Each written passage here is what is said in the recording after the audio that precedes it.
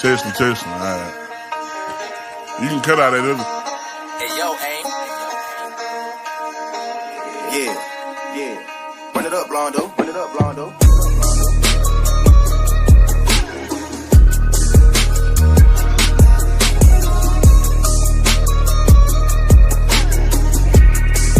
Hey, see y'all from Texas, where we sit riding swangers and put diamonds in our neck.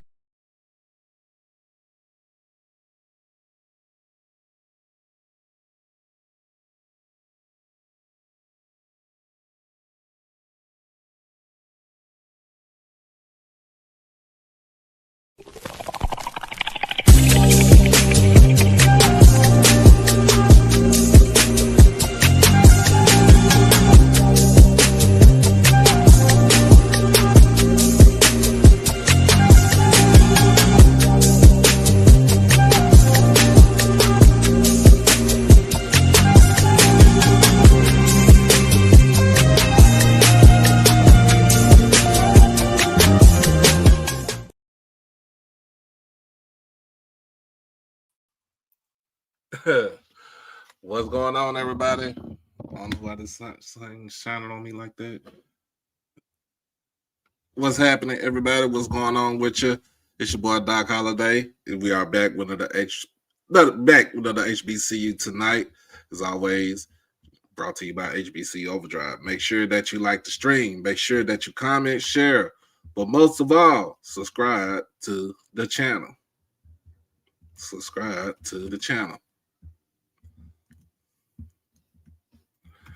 So everybody's up at it.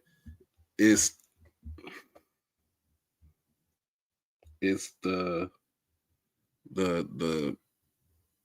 aftermath, the Monday after with all the chaos that came through here. But anyway,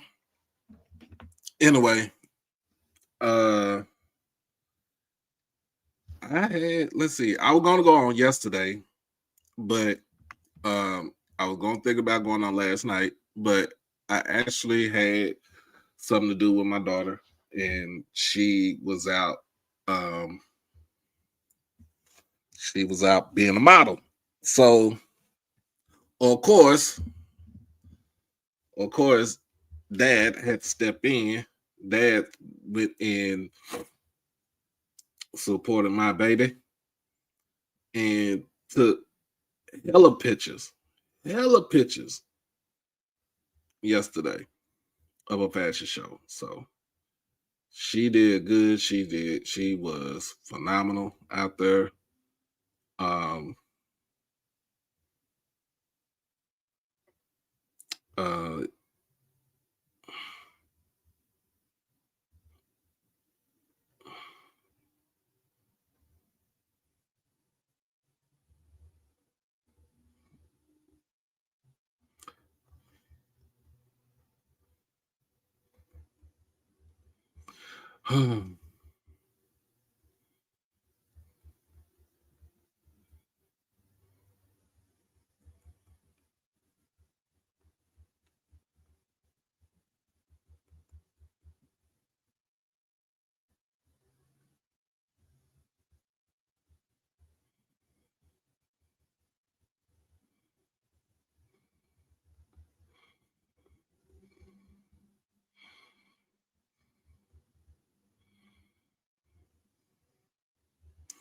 Y'all know I'm somebody just irritating my soul right now. Irritating my soul. Y'all know how people look. Y'all, if you own Twitter, so most of the time I post some of the stuff that I do with Peyton on Twitter, and so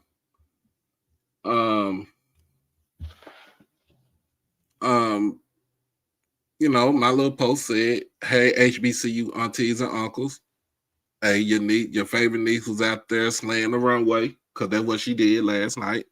What up, though?" She was slaying that runway, you know what I'm saying? And I'm proud of that. Like I said, I'm proud for my baby to do something that she loves to do.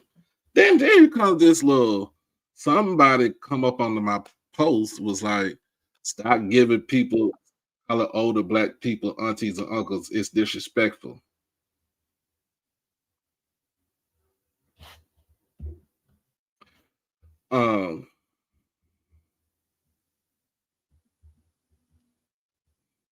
So I'm like, my whole thing is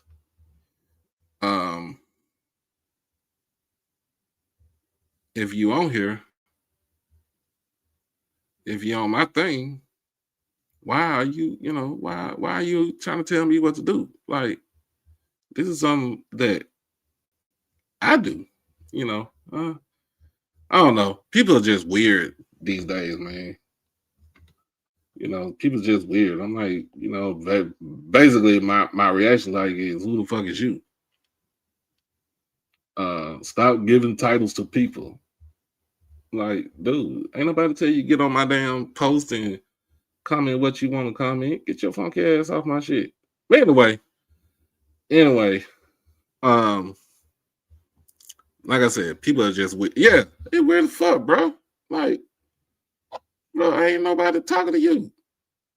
I'm reaching out to my folks. I'm reaching out to the people out here. Like,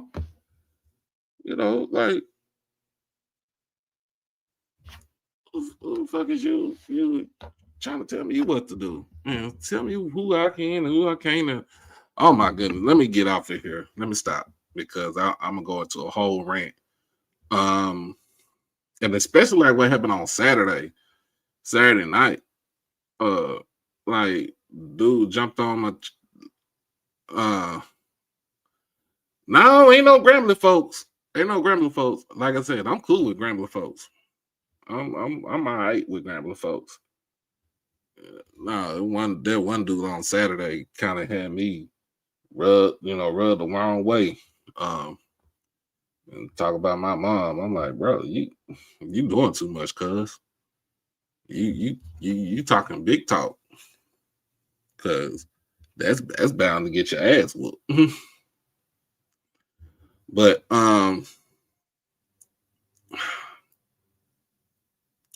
yeah, man. I ain't, you know what? I'm not even worried about it, but what's going on, Troy?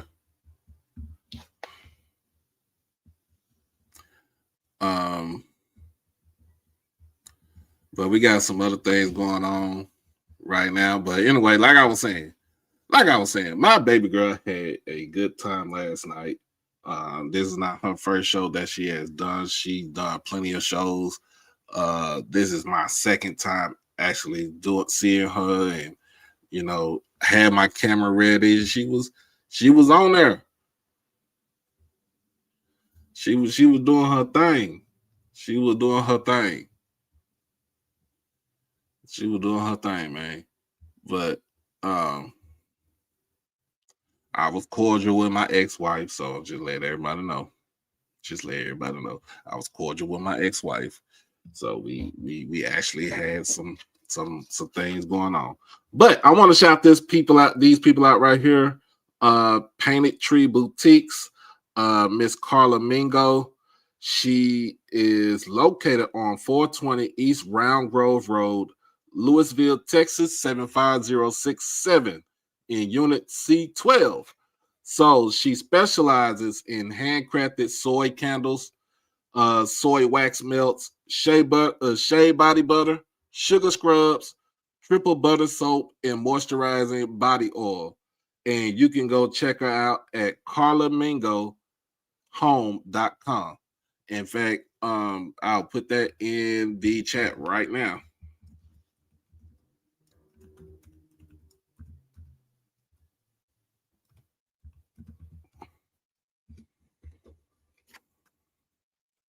Check that out right there. She got a lot of stuff, and it's not, and it didn't hit me upside the head over the price. So I just had to let y'all know what's going on. But shout out to Miss Mingo and I think that was your husband that was there. But you can always find it. She can be found on Facebook, Instagram and on YouTube. Look, YouTube under Carla Mingo. Facebook, Instagram, Carla Mingo Home, and then on YouTube, Carla Mingo. So, hey, if you want to get you some handcrafted shea butter and all this stuff like that, y'all go right ahead and do that. I got a little thing of shea butter, little thing about this much, but it's $5. And it smells good. It's mahogany and teak wood. So, but it's black owned. Just let everybody know it's black owned. So go ahead and check it out if you want to. The website is on the is in the chat. So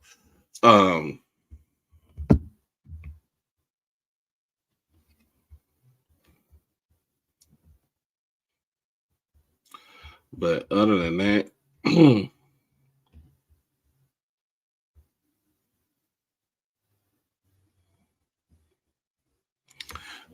man, we are going to have a good night tonight. We're going to continue. We're going to go back and recap all the games from the SWAC and the MEAC. And we're going to talk a little bit more about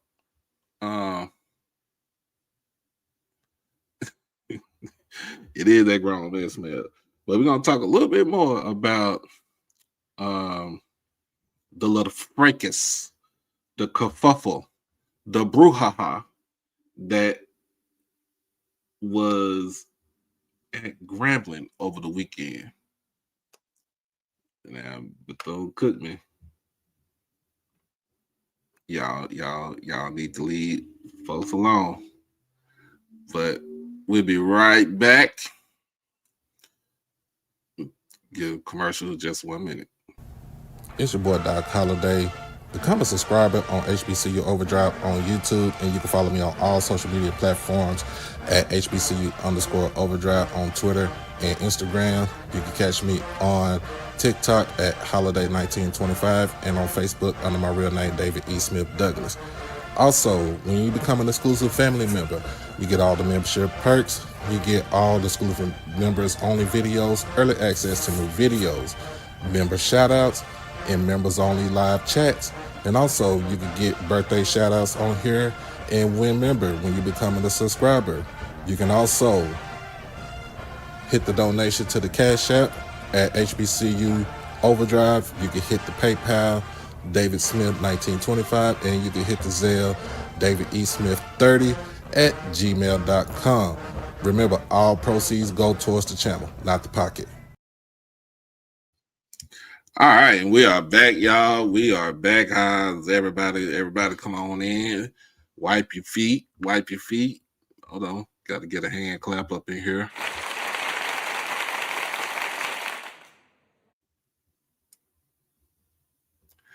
All right. Wipe your feet. Make sure that you like the stream, comment, and subscribe to the channel. So, of course, let's go ahead. First and foremost, let's get into the MEAC football talk. Now, I did not. This is irritating. I did not get up early. I didn't get up early this morning, and I didn't get on the live on the coach's call this morning because I was tired. I was sleepy. I was tired. I really didn't go to bed till like 4 o'clock this morning, and I didn't get a chance to ask questions to the esteemed panel, but I want to know what's going to happen. Try to figure out how this works out as far as when it comes to chaos in the MEAC. And when I say chaos in the MEAC, I'm in it on a whole different scale. I'm in it more on the scale of what's going to ensue after this weekend, starting Friday to be exact. Starting Friday. But of course, Friday night, Morgan State and Delaware State got into a tussle over at Hughes Field in Baltimore, Maryland. And Dell State got out of that tussle pretty much unscathed. They got out pretty much unscathed. Where it probably has a couple of bumps of bruises on them. But score was 14-12. Morgan missing a 45-yard field goal at the end of regulation.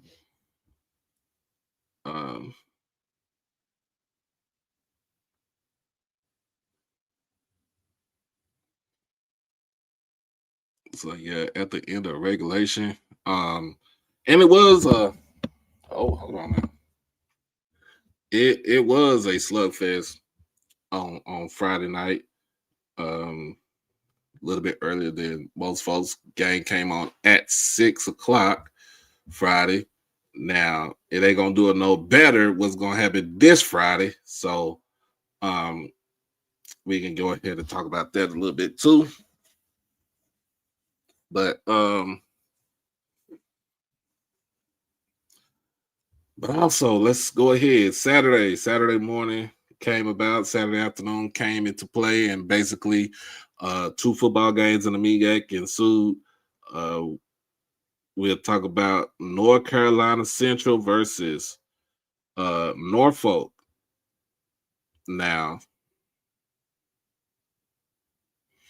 I have to say this.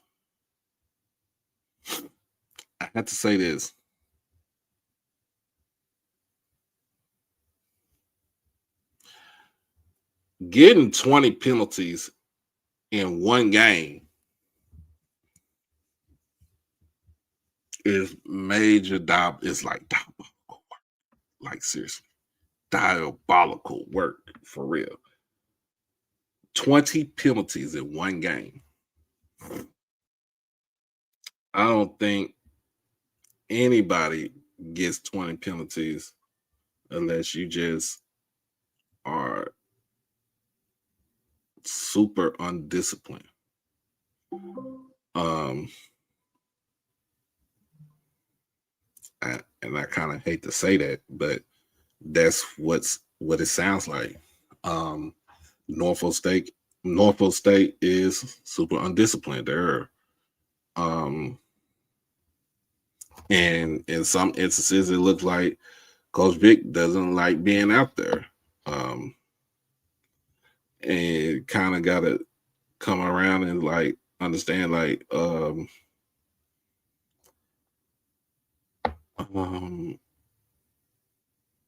you want him to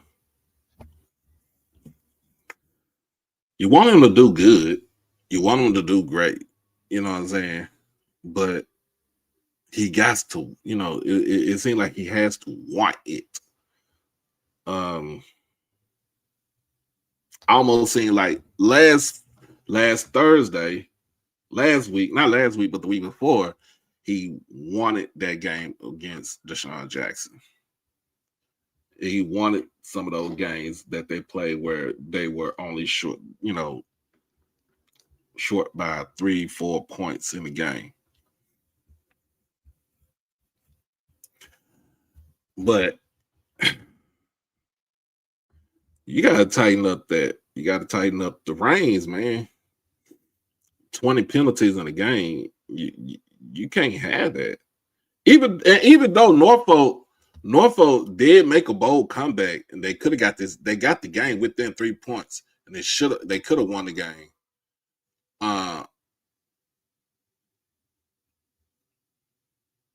It's just a testament of what's going on. Like 21 first downs, they went 5 of 12 on third down. They had 403 yards of total offense, 164 yards that was rushing. But they also had 2 turnovers to 20 penalties for 167 yards. And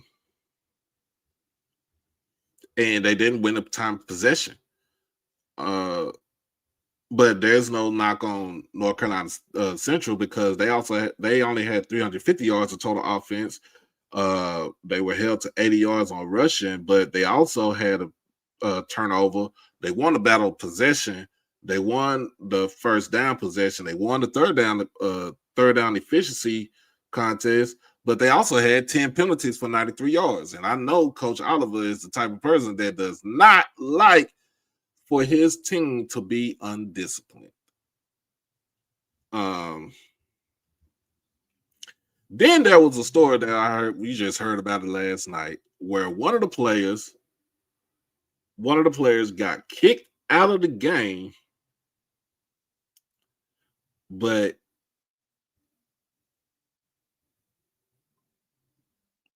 came back into the game.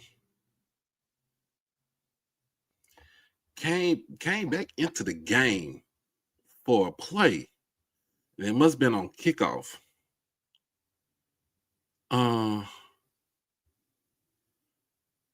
Dude, what they do? All right, I'm trying to figure out where they do that at.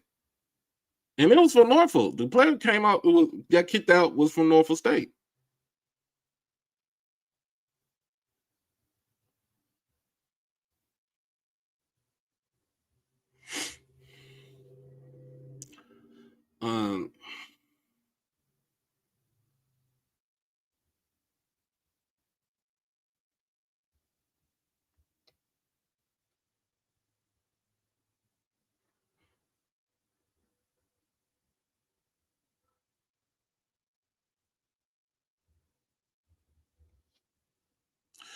But other than that,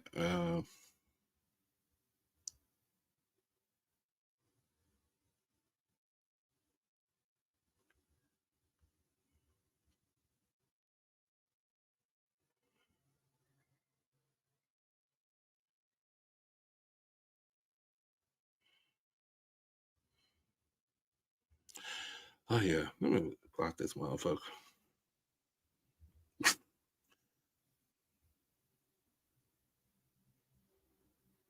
Okay, so if they reversed it, still, I'm still saying that if it was for targeting and they reversed it, I understand that. But if he snuck back into the game, into the contest. Oh, he is straight up diabolical. He is straight up a G for that. Like seriously. But the team is undisciplined. 20 penalties for 167 yards.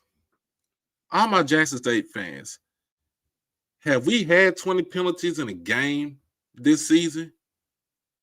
What was the most we had in the game this season? I just want to know. Just want to know.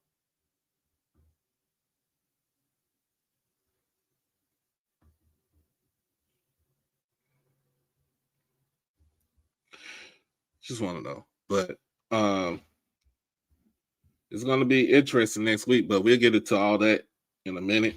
South Carolina State defeats Howard 42-12. They hosted Howard and Orangeburg. I heard Orangeburg, them South Carolina State people, they say they can cook.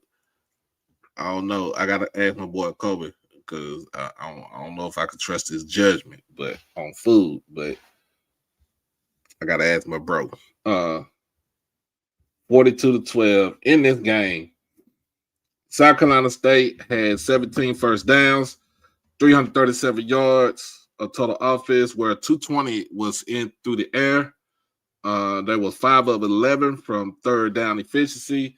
They threw 2 interceptions out, and they also had 10 penalties for 85 yards, and they lost the time of possession. But guess what? Howard couldn't muster up any type of offense. They had 13 first downs, 6 of 18 from third down, 0 for 1 for fourth. They only completed 9 passes out of 30 attempts on Saturday. They only ran the ball for 63 yards. They also had 8 penalties for 85 yards, but they won the time possession, and they also had a costly turnover. But but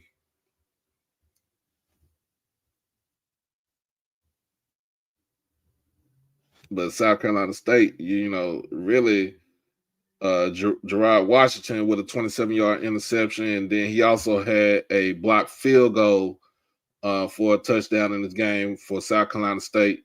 So he gets, to me, man, look, he gets overdrive player of the game in this game right here. They really didn't have too much to do as far as offensive wise, but Tyreek Starks was 7 of 22, 97 yards, and 1 interception in this game for Howard.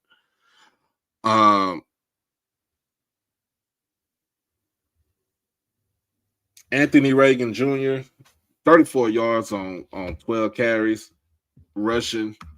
You can't win a game like that. You cannot win a game like that.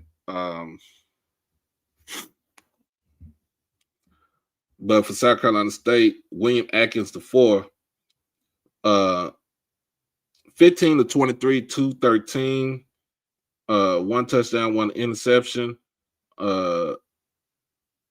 Really didn't have to do too much running the ball. Josh Shaw, 9 carries, 64 yards, and a touchdown in this game. Like I said, Gerard Washington with the interception for 27 yards and a touchdown, and also blocked field goal for a touchdown. Oh yeah.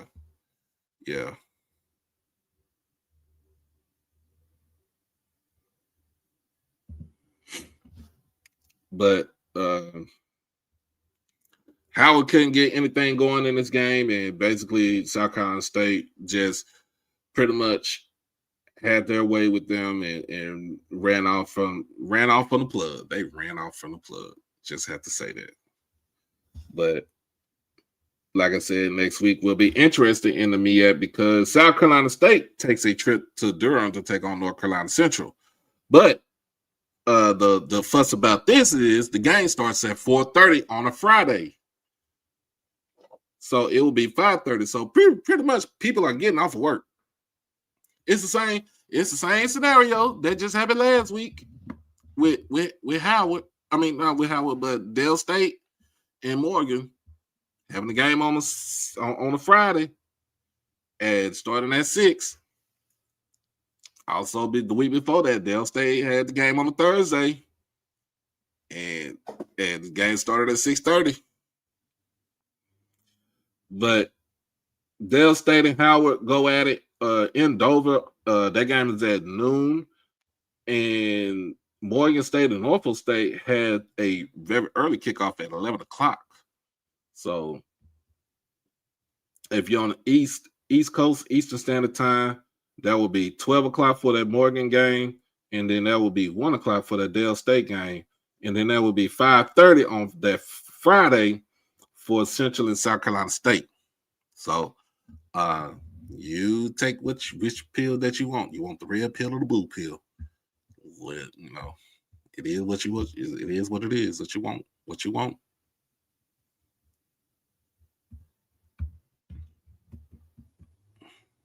Now, I told y'all last week that I wanted chaos. Like I wanted total chaos. Total chaos, right? I want to see chairs flip, tables flip. I want it all that on Saturday. I pretty much got what I wanted Saturday. All right. So let's get into it. The day chaos ensued in the SWAC.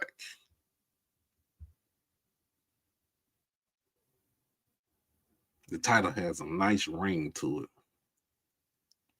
Because at the end, we're going to talk about this. We're going to talk about it. Went on for Mr. Ford to come on up. And Mr. Ford, you here? I'm ready for when you ready. I'm ready when you ready. But first and foremost, FAMU taking on Pine Bluff. FAMU jumped out to an early lead. Pine Bluff made a late comeback in this game. They tried to get the onside kick, but was unsuccessful. Game ended up 31-28. Alabama State taking on Texas Southern in Montgomery. Alabama State, both teams was trading. They was trading jabs. And then in the second half, Bama State kind of just pulled away and was the clear favorite in this game. 42-24 victory goes to Bama State. Prairie View takes on Alabama A&M. Now, I need to get the clip of what Coach T. Jack said. He said that they got into Huntsville. They had issues with their room. The sweet tea wasn't sweet. Who cares? And they just had to take out their frustrations on A&M. And they started the game out slow. A&M jumped off 5, with a 5-0 lead. And then Prairie View just stormed back and scored 48 straight. But I also told Lionel them, like watching Prairie View play football this season is like watching my divorce. It was painful to watch.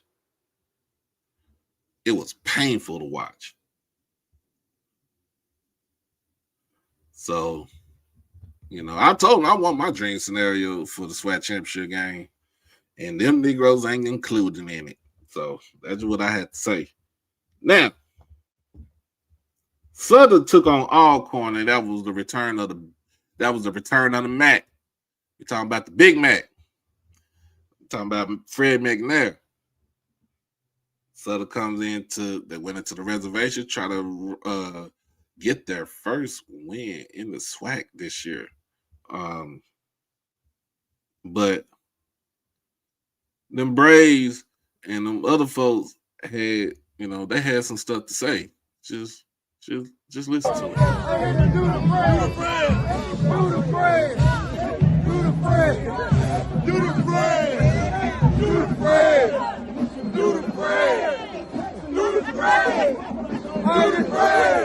I say get down low, get the fuck stand. Pull your arms up and do the brand. Look stand, pull your arms up. Pull your arms up, do the brand. So I had a little tribute for Coach Mack going back to the reservation. I mean, they brought it up to me, and I'm like, I seen it, they kind of alley-oop, when you watch seeing on Twitter and alley-oop it to you. So I brought something, I had to do something for myself. Big Mac he's a staple in the household of the Smiths because why he helped, he kind of got my cousin down there. He kind of got my cousin down there. I'm just saying, y'all. But I have this tribute for him. Here you go. Do the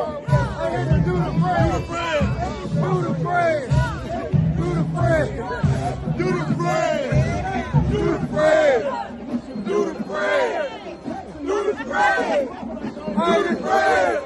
I say get down low, get the fuck stand. Pull your arms up and do the brand. Look stand, pull your arms up. Pull your arms up, do the brand. I ain't let that nigga do the brand.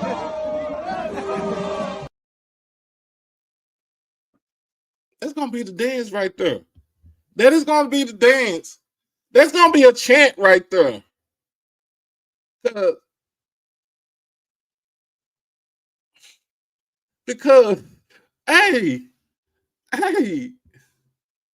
because look, I just thought about it.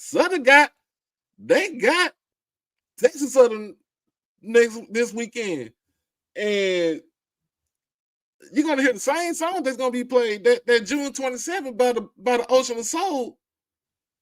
Just go like this. Do your arms like this. Do your arms like this. Do the Fred. It just, you know what I'm saying? Just I'm just saying. That's gonna be a chant. SWAC niggas gonna be saying that right there. Them Jacktown Jews gonna be saying that right there. When they come to Jackson, my Alcorn boy come to Jackson, they gonna be saying that right there. Come on, man. Come on, man. You gotta laugh at it, bro. You gotta laugh at it. I'm just saying, you gotta laugh at it. them young men. Hey, somebody wasn't ready though, because man, that was piss poor short against Alcorn. This, better yet, this is how it's supposed to be. This is a team. This is the team, the school you left 2 years ago. You left them 2 years ago because you tried to go down to Texas Southern and you tried to play both sides, but you really didn't have too much of the leverage on the side for Alcorn because your contract was up at the time. And you feel like Alcorn, you Alcorn royalty, you know, you the real Air McNair.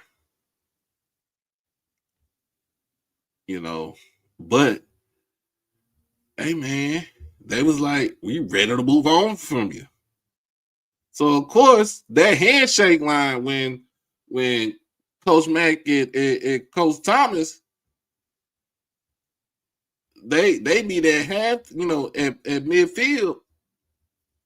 You know, all right. Let me just go.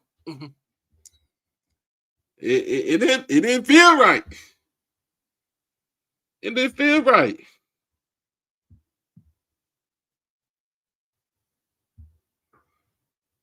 But that's gonna be that is going to be a dance. I'm just saying. Like,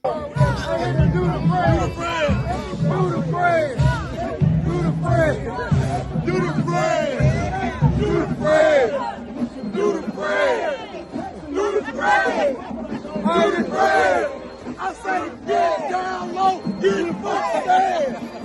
Throw your arms up and do the praise. Fuck man, throw your arms up.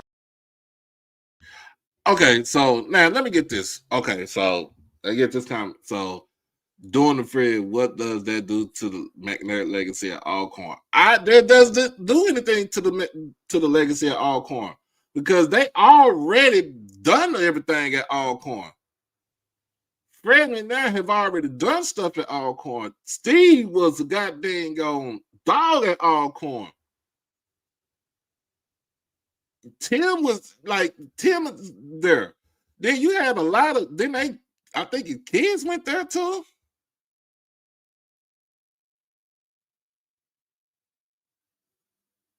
I'm just saying. I'm just saying.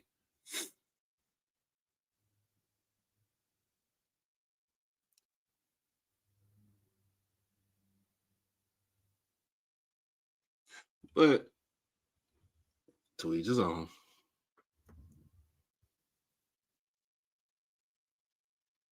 To each his own. That's all I can say right there. To each his own. All right. Let's continue on to that. Hold on. Let's continue with but Alcorn defeats Southern 35-17. So just let y'all know, Alcorn just won. This is their fourth win in a row, if I'm not mistaken.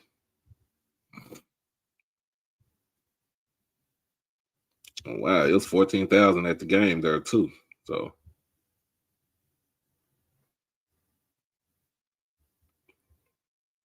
Reggie Davis carried the team on Saturday, 17 carries for 110 yards.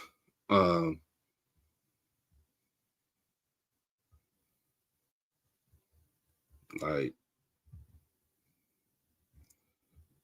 this team was ready. They held Trey Holly to 24 yards. Actually, they held him to 13 yards on 10 carries. Amarian Asbury three carries for 24 yards. Barry Remo, 8 carries for 24 yards. Like, they couldn't do nothing. They couldn't run the ball. They couldn't do nothing.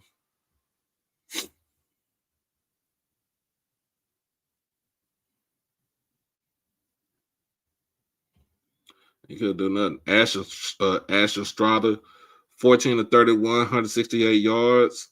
He ain't throw no touchdowns, ain't throw no interceptions in the game either. But they only got rushing touchdown, and then they got a pick 6.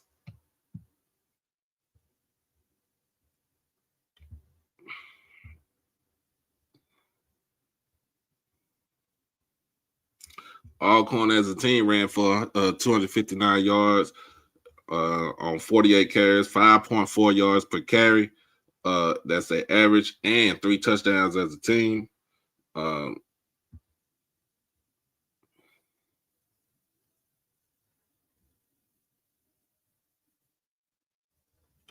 hey, I'm just putting it out there right there. Alcorn has. This is the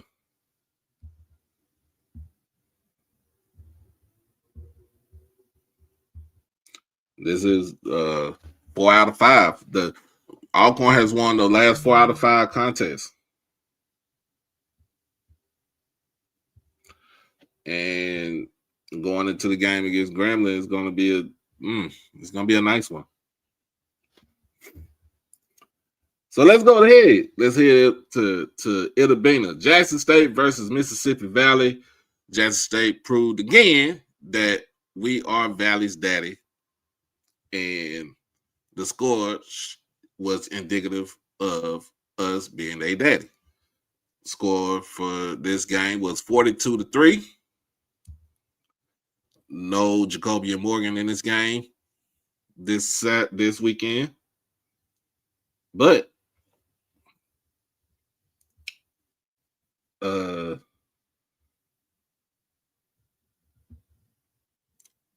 Jerry Lockhart had a better showing this weekend that he did against FAMU. But we already know what we're doing against FAMU. We try to destroy them by running the ball. Jerry Lockhart, 21 to 27, 241, 2 touchdowns, 0 interceptions. No fumbles. No fumbles in this game. No, yes, he did. He had one. Yeah, he lost 1 fumble. Amon Miller, 87 yards on 19 carries. Travis Terrell, 56 yards on 10 carries and a touchdown. And Denario Davenport, 29 yards on 7 carries and a touchdown. Jerry Lockhart also added 23 yards on the ground. And Janela Dupree with the 22-yard scamper for touchdown, which rounds out the rushing attack that Jackson State put up. 217 yards on 45 carries, 4.8 yards a carry, and 3 touchdowns. Woo! That is the rushing yards. Those are the rushing yards that we had in the game. Nate Rember came back to Valley and said, I am rechristening the field. Rice Totten Stadium at Nate Rembert Field. It ain't Chuck Prophet Field no more. It's going to be Nate Rembert Field. 6 catches, 97 yards, 2 touchdowns in this game.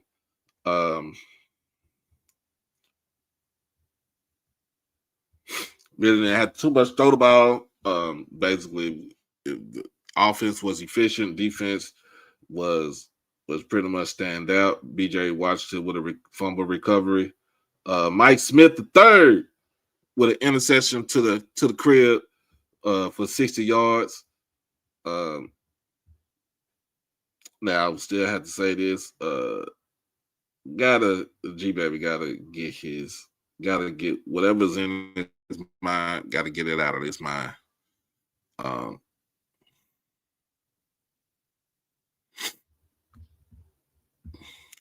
They probably had 200 fans there, but everybody was tailgating outside the stadium, so they know that I know what was up.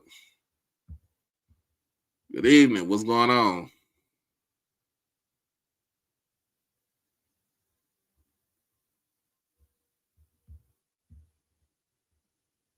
Yeah, they made good money Saturday, and that's good. That's good. That's good. They made good money Saturday. They'll make a little bit more change. The weekend of uh Thanksgiving. So they got 2 more weeks. What they got 2 more weeks at home. But picked off a Brandon Nunez pass again. It went for 60 yards by Mike Smith third. Valley couldn't do it. Valley really couldn't do too much anything in this game on Saturday. Um, but I do know one thing: if none of their punters are in and going to, if they got some eligibility left, we need to go get them ASAP now. But I have to.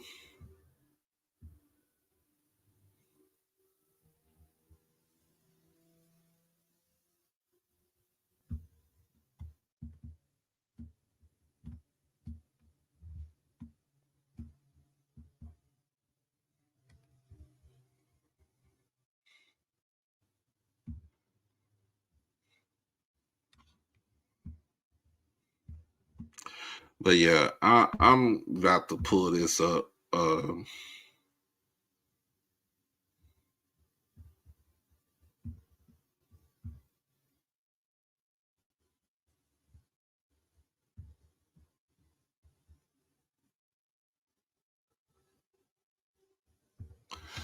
me see if I pull this up. So we about to head over to exit 81.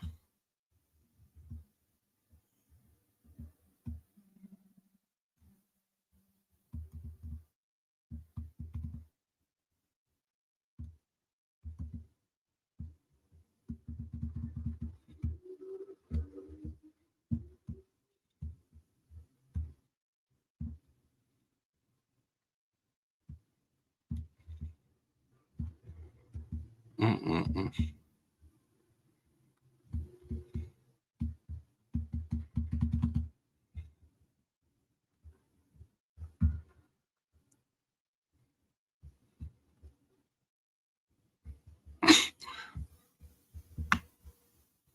I know one thing. I know one thing. This dude right here,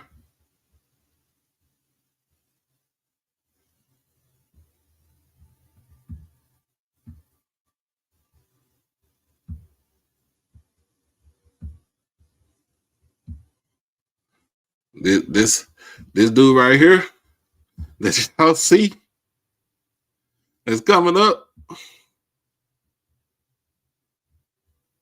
This dude right here was was swinging and banging on everybody that had on black.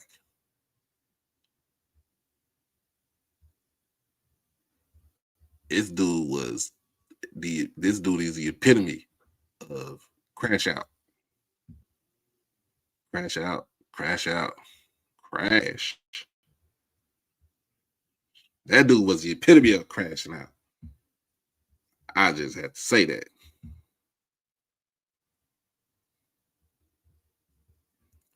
But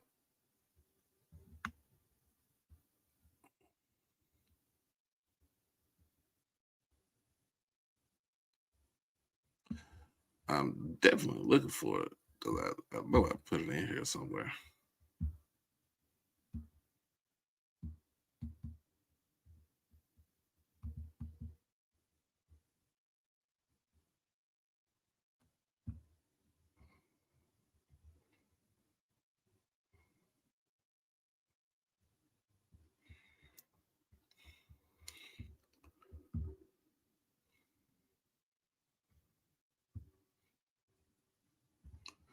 Let me see if I can find my guy Cortez.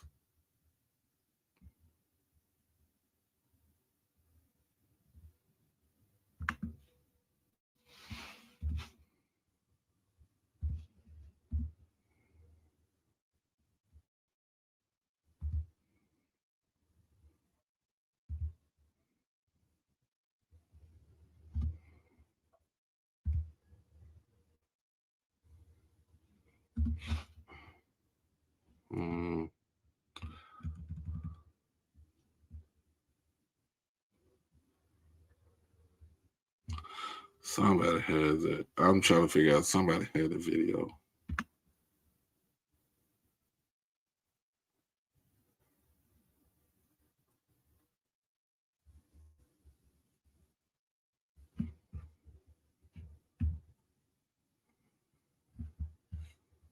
But I also have a video too.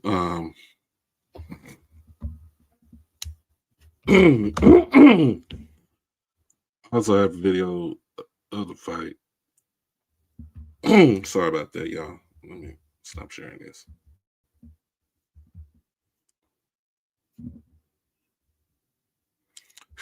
Exit 81 of Broad Central. All right, Mr. Ford done jumped on, so let me go on up in here.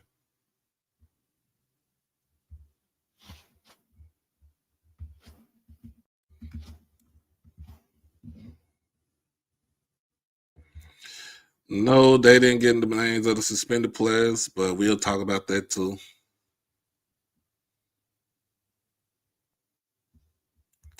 Hey, he was, oh my God, that man was swing. That boy was swinging for the feints.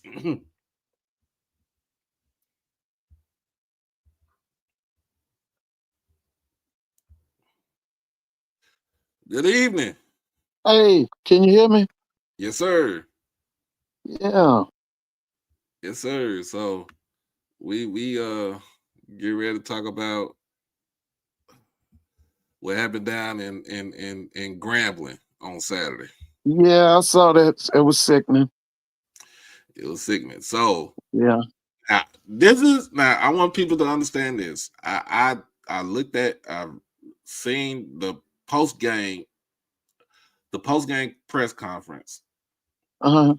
and so I watched that and I listened to it, and I really had to listen to it, and I had to take off my emotional ears to listen to what he had to say in the way that he said it. But I'm about to play it right now. So Okay. All right. When you play here, you got to make sure, as a coach, support staff, that all your players come down. If you're gonna walk down there and take your time, and now it's 3 minutes and 30 seconds on the clock, and we're standing on the stairs, and you got 4 or 5 kids who's just walking down, taking their time. Listen, to at the end of the day, I'm thinking like, well, no, they know what they're doing. They taking their time, so we're trying to give them the respect. So by the time we got to go, we can't wait on 2 players, but they should never leave their players. Who leaves their players? Who leaves their players over there knowing that we got to come down? But see, that's what I'm talking about. That's the disrespect stuff. And we're not going to tolerate disrespect here at Grambling. You won't disrespect us. We're going to meet disrespect with disrespect. Because be responsible, get your kids out the locker room, make them get to the field. They came down on the field, they walked on the field. That's disrespecting the game, first of all. So that's my perspective. And I told him after the game, I said, you can't leave your kids up there. You can't leave your kids up there. So we talked. I know we're going to hear, I'm going to hear from my AD. I'll talk to my AD. He'll talk to his AD. And, I told him, I said, if they fine us, then you know what? Where'd you pay? So I'm gonna say this, and I don't want nobody to get mad at me. The word he said, you meet disrespect with disrespect, right? Was saying that it's not saying that we're gonna disrespect you by fighting you, but we're not gonna take the disrespect anymore. And in a sense, I think that's what we're not gonna take it anymore. So let's take that disrespect, and we're gonna disrespect y'all on the field. But most of it, because you got to understand, this was an emotional game. You still got a whole bunch of people that's on a high. They were still amped up. But in the sense of that, when he said that, you can say, yeah, it was bad. It was bad timing. It was bad timing because it was like literally after the game. But when he said you meet disrespect with disrespect, I'm you could take that any kind of way. And this is where I get it. Like, you take, you got emotions. Give me a minute before I get to this press conference and say what I have to say. So if you ever went to Grambling, if you ever go to Grambling, and Mr. Ford, you can tell us where the field house is and where all the players come down. Okay, now I was there in the '80s. Now there's been a lot of changes since I was there. Now, Right. When I got there in '85, I don't think the stadium was 3 or 4 years old. So that field house they got now, all that wasn't there when I was there. But let me just say this: we got to cooler heads have to prevail. Now, Right. I'm gonna be honest with you. Okay, Woody is not a disciplinarian. I saw some stuff with Woody's players at the SWAC Media Football Day that they had in Birmingham. I saw some stuff then. Okay, like I said, Woody's never struck me as a disciplinarian. Okay, never. So this is something that was gonna happen. It was gonna happen. It was gonna happen, and it's just, I hate it. Because let me tell you what the mainstream media is doing. They showed it all day yesterday, and they showed it again today. Now, all of the good things that are happening in the SWAC, you don't know nothing about that. But any kind of brawl, anything that makes us look bad and crazy and wild and, undisciplined, they're going to show that now. Yeah, show it. They're going to show that. They've been showing it all day. They've been showing it all day. I know they showed it all day yesterday. All the mainstream media showed it. It was headlined in many of the mainstream papers. But guess what? Here's something that I'm gonna show you this right here, and it's almost the same thing that what we saw on Saturday. I mean, on Saturday afternoon. But I'm gonna show you this one. Okay. They throw hands. Okay. Multiple ones. Okay, it's a full-on helmet. I don't know why they do that. I mean, the game's already over. Yeah. People talking shit, that's all it comes down to. We're still pulling people away from them.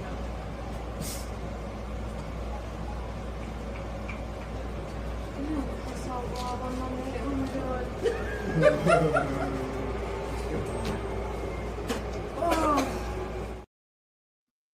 Now, who was that? That was Texas State versus University of Louisiana in Lafayette. Woo. It was after the game that Texas State started a big old brawl, a fight in the middle of the field against those boys for Louisiana. And you really didn't hear too much anything said about that. I didn't know nothing about it. Nobody, see, there we go. Nobody know anything about it. But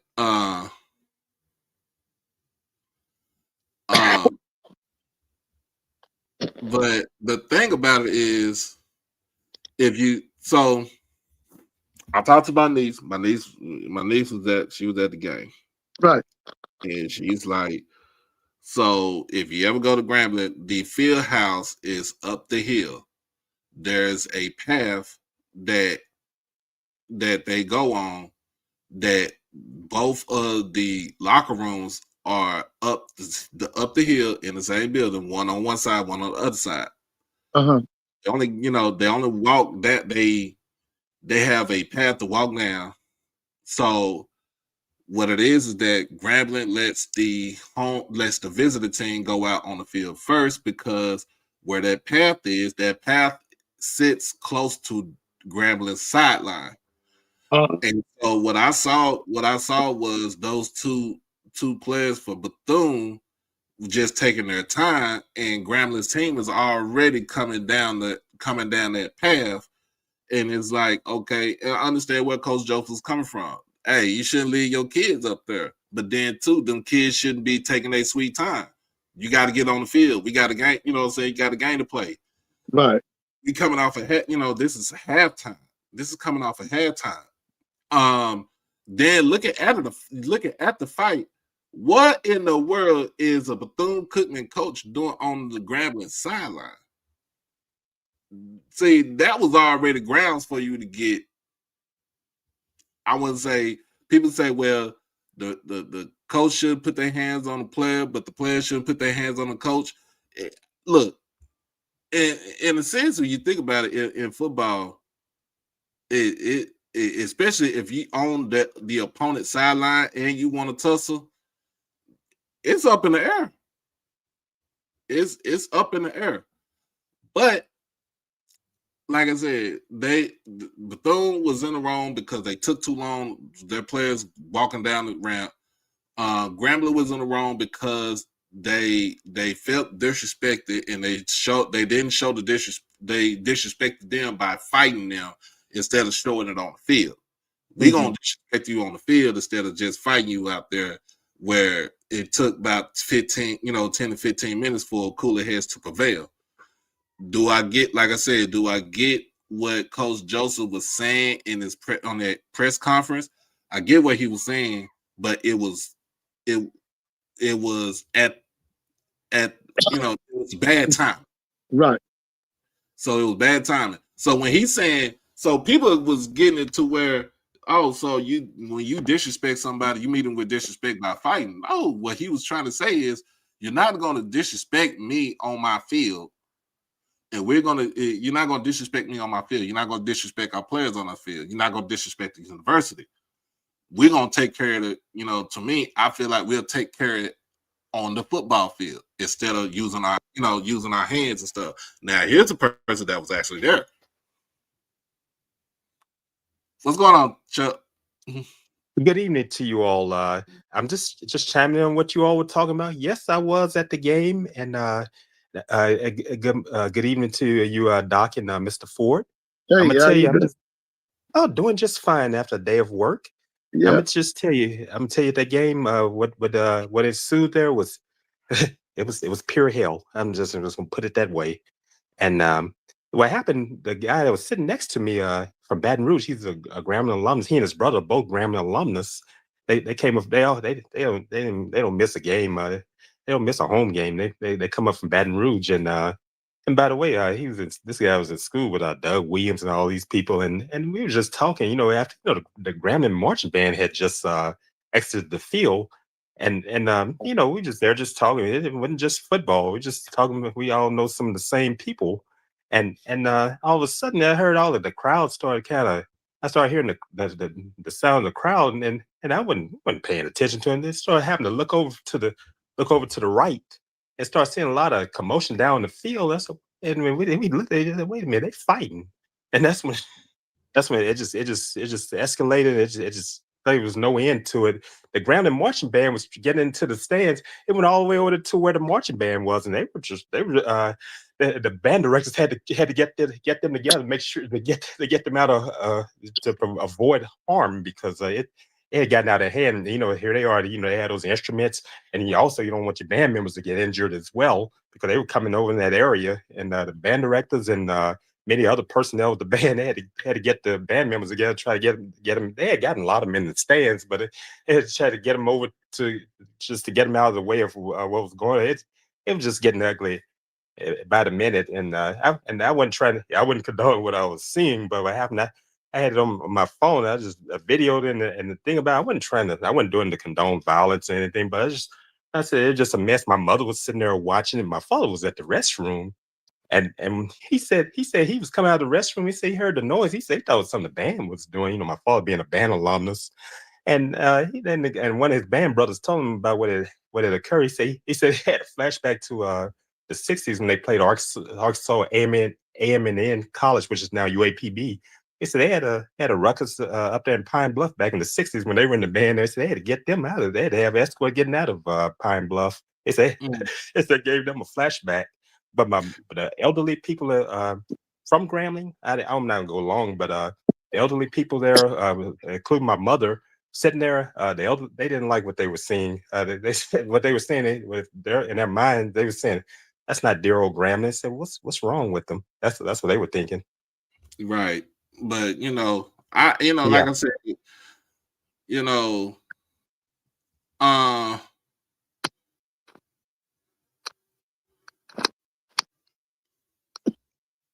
just when you think about it, when you think about stuff like this, it's kind of hard because people are going to magnify that. Oh, it's black college, it's HBCU, it's black kids, people that and ULL and Texas State had it, and you showed, yeah.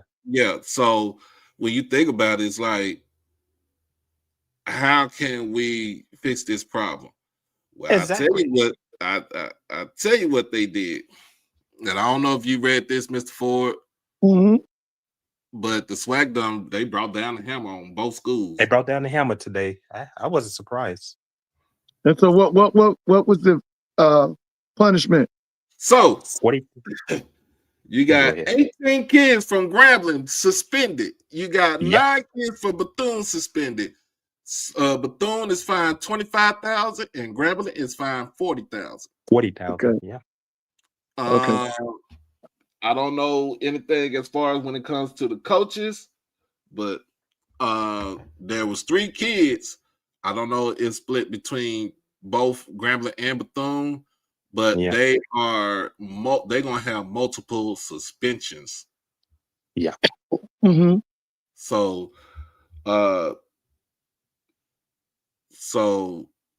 basically, when you think about it,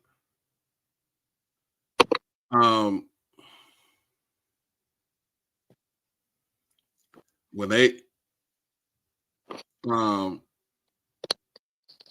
know any starters from Bethune-Cookman are suspended, but them being down 9 players for their travel in their travel team, right, it's going to be, that depth is going to be tested very early, especially against Jackson State. Right. Now for Grambling got to go on the road to take on Alcorn, because I think this game was the last game of the season at home for Grambling. Yeah, it was the last game of the season. So that's they last home game of the season. Yeah. Mm-hmm. So they on the road to go to Alcorn, and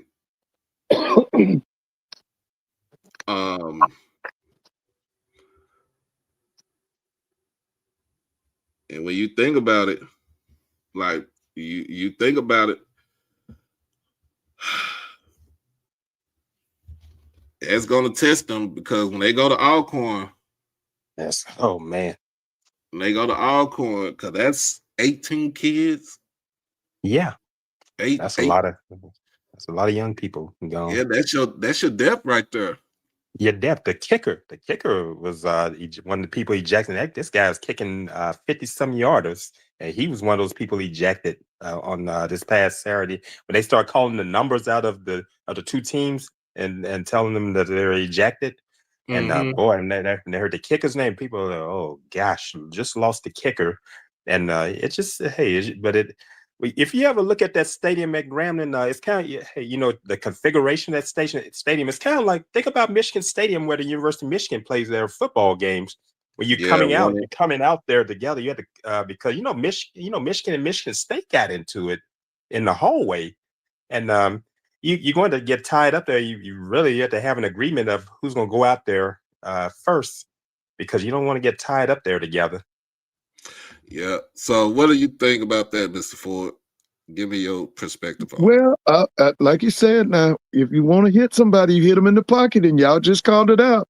$25,000, $40,000, baby. Yeah. I don't have that kind of money. Same here, Mr. Ford. Yeah, well, that kind of money. So listen, baby, they sent a message. I was thinking, with Grambling winning and Alcorn winning, that was going to be a big time battle because both of them, look like they done turned it around. At one time people were complaining about Mickey Joseph, but his record is now in the 6-2 or 7-2.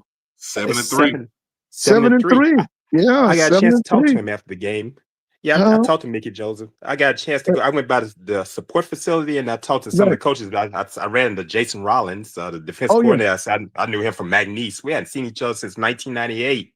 Right. And I went over to and what happened when I came there, guy was trying to hold me back, talking about he might not want to talk to anyone at the door. And what happened, I talked to Jason Rollins. I said, hey, is he around? This guy was telling me that that Mickey didn't want to talk to anyone. I said, man, go. And they said what happened? I went in with one of the coaches, and he said, man, hey, come on in, man.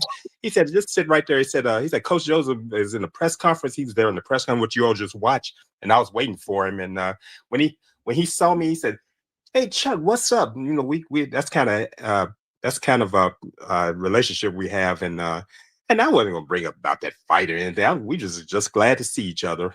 Yeah. Because I'm like this.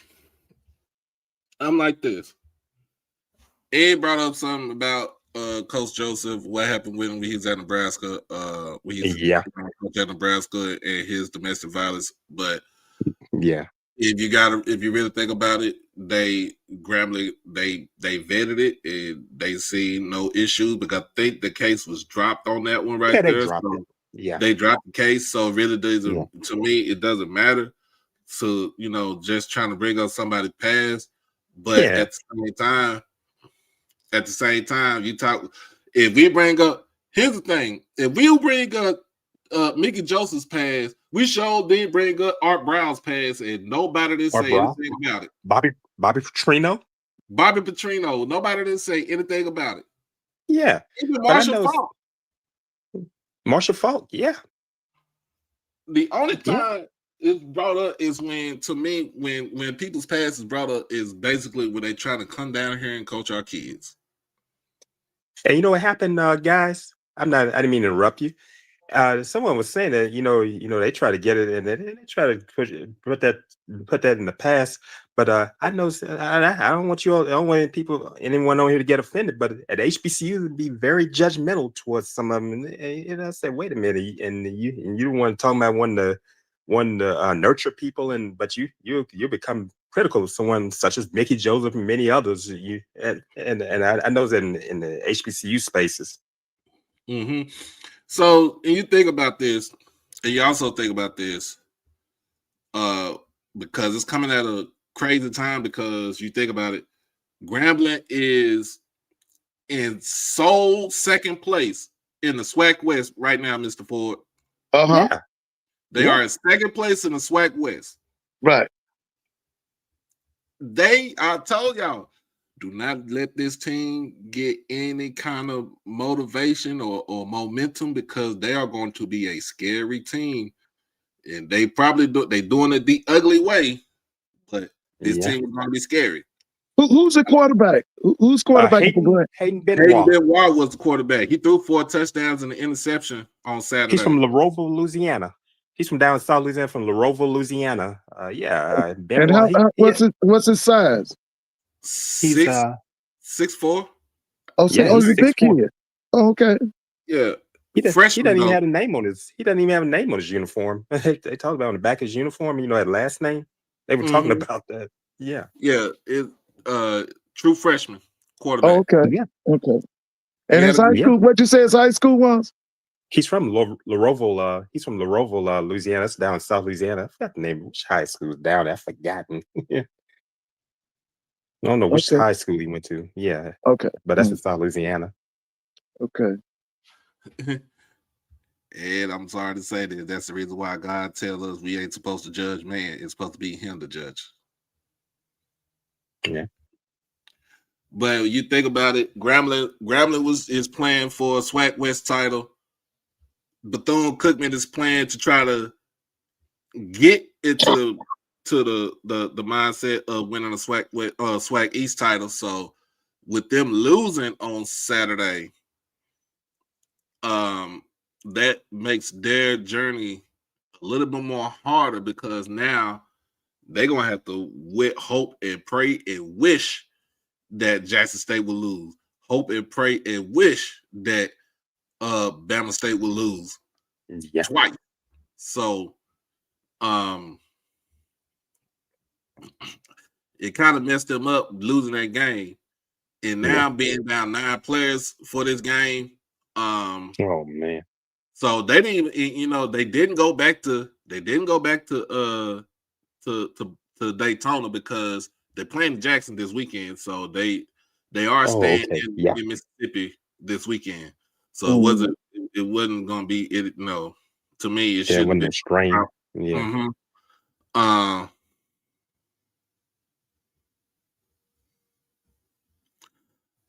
But just to look at it,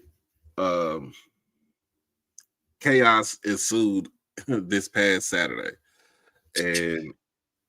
and Mr. Ford, all I gotta say is let Prairie View lose two times in a row. No, I don't think they lose it. No, I think Prairie View's gonna make that thing official this week. The other thing is, how about that quarterback from Prairie View throwing for almost 500 yards? Oh yeah, Cam Peters. Yeah, he put on he blitzed Alabama A&M this week. Oh man, I watched that game on SWAC TV, Mr. Ford, while I was in the stadium. I had my phone out and I was watching some of that game. Man, it was getting worse by the minute for A&M. Yeah, I was trying to figure out where's all that been. Why did he wait till now? Why we haven't seen that the whole season? Mm-hmm. I don't know. He blitzed A&M, man. Oh man. So tell us about. Did you go to the Fountain City Classic Saturday? I went to the Fountain City. Yes. Let me say this. I do believe that there were a number of FAMU people in the stands. I think next year Quinn Gray is in Tallahassee. One of the people that was there with his crew was Vaughn Wilson. He was there. I saw Vaughn. Vaughn's our godson's on the team at Albany State. Yeah. Albany State's team is loaded with Florida kids, because that's Quinn. But the other thing was this, man. That's the worst Fort Valley State team I've ever seen in my life, man. Yeah, they're horrible. I watched them. And the problem does not start on the field. They got that same problem Southern got. They got these detached presidents and these incompetent ADs. And that guy that they picked to be the head coach, the AD picked, that guy might be a good assistant coach, but ain't no head coach nowhere in him. If anybody should be the head coach, it should have been Willie Totten, not this guy. Man, I'm telling you, I've been watching and keeping up with Fort Valley football since the days of Rayfield Wright. Okay, Rayfield Wright. Rayfield Wright. Yeah. And I see when he was at Fort Valley, he was a tight end. He was also an outstanding basketball player. But that was ridiculous what I saw this weekend. And I'm gonna say this to you, Fort Valley people, y'all better take hold of what you got now.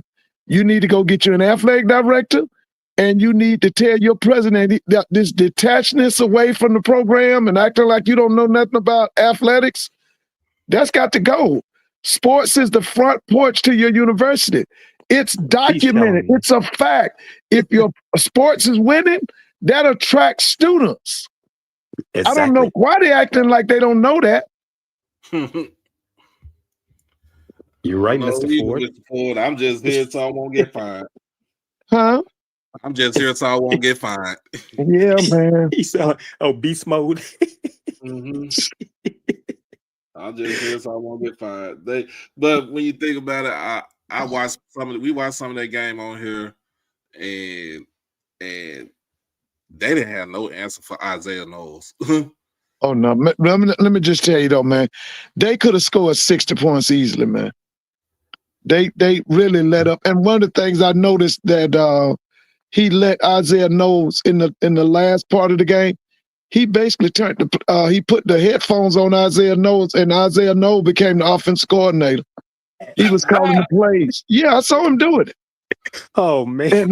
They did score a touchdown with him calling the plays from the sideline.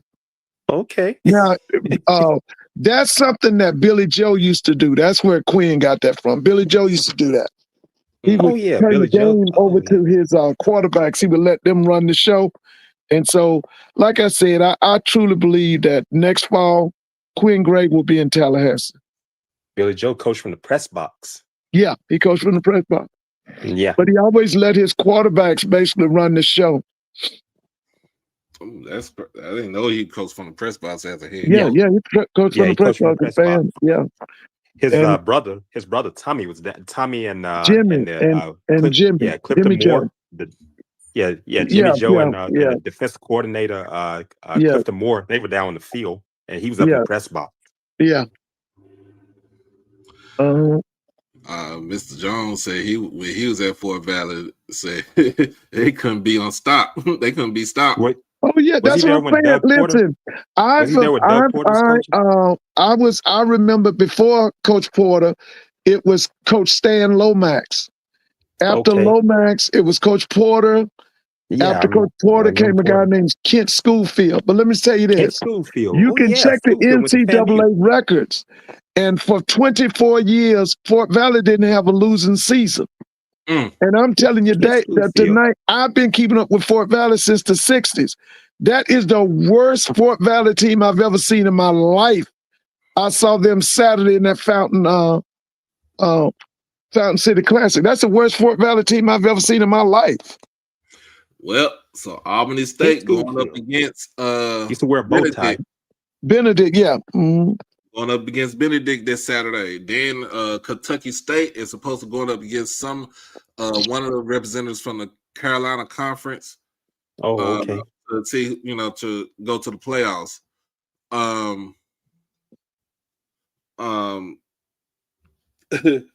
So when you think about it, that's going to be a nice ring to it.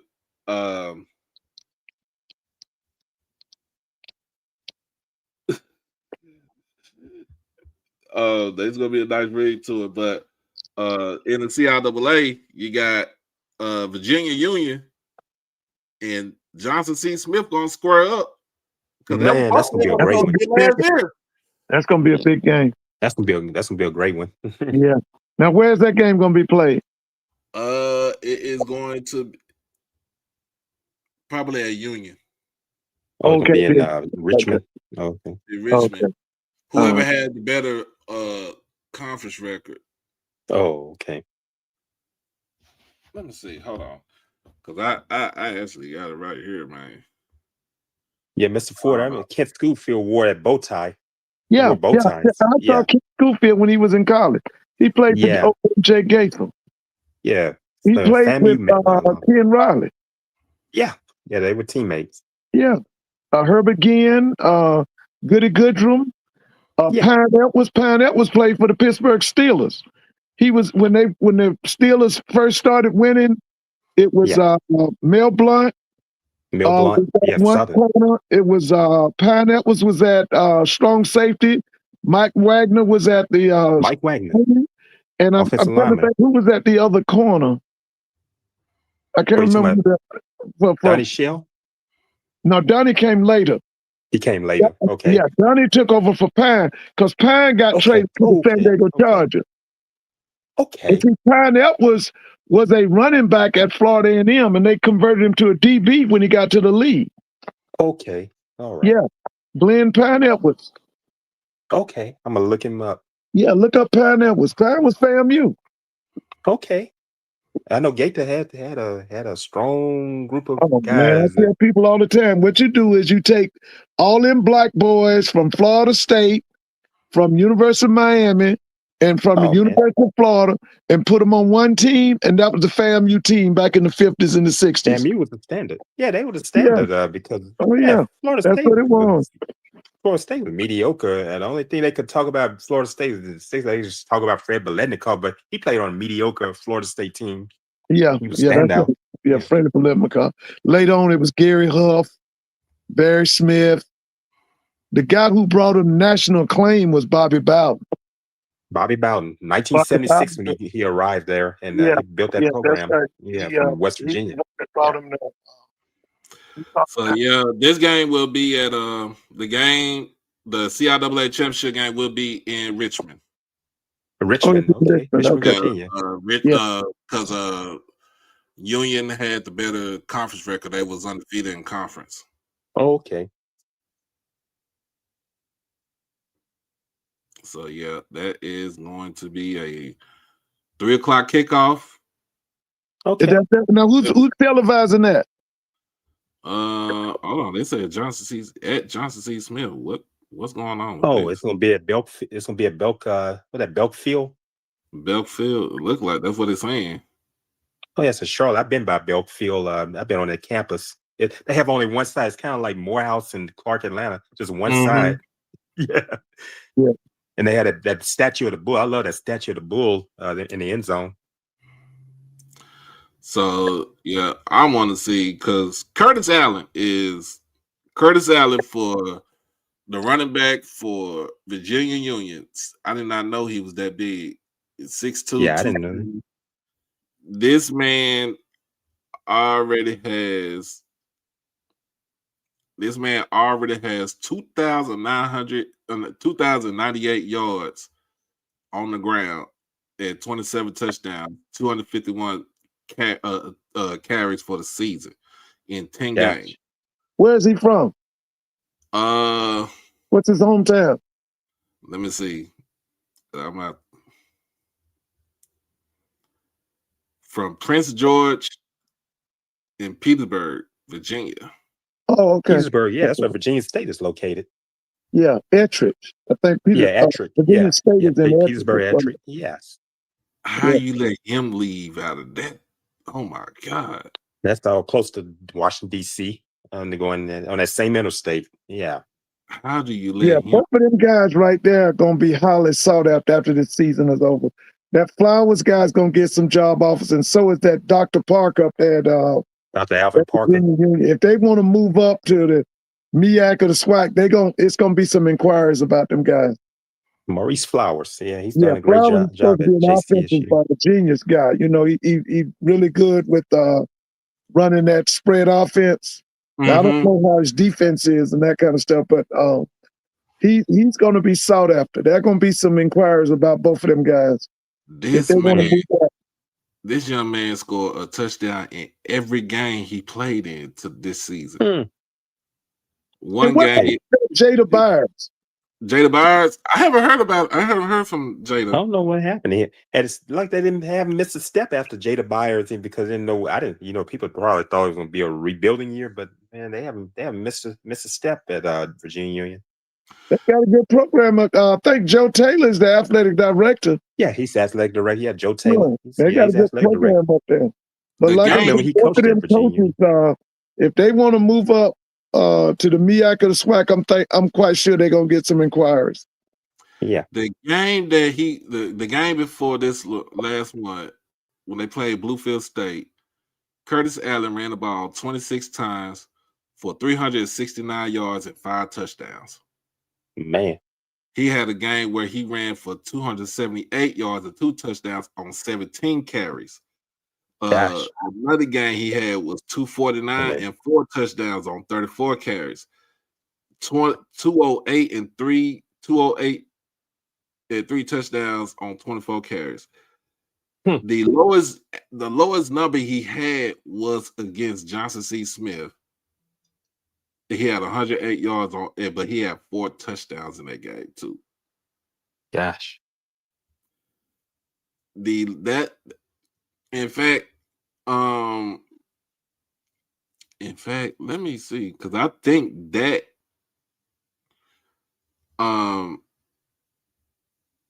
he's pretty much up there. They beat Johnson C. Smith 28-10. That's the reason why they got the. Oh yeah, that's why it's gonna be in Richmond. It's gonna be, yeah. That's why. Okay. But no, here's the thing. They're saying that it's going to be in Durham. That's right. I think they do play that Oh, yeah, championship. they play on the They play in Durham. site. Yeah, they're playing in Durham on a Oh, neutral They site. playing in Durham. Oh, playing the Research Triangle Park area. Okay. But this is gonna be a good one. Now I would say this, like you said, I think Josh said this last night. Don't expect Dr. Alvin Parker to be on the sideline in the CIAA anymore. Yeah, that's what I said. That both of them guys are gonna get inquiries, man. It's up to them. Yeah. If they want It's to that move time. up, I think they're gonna be able to do it.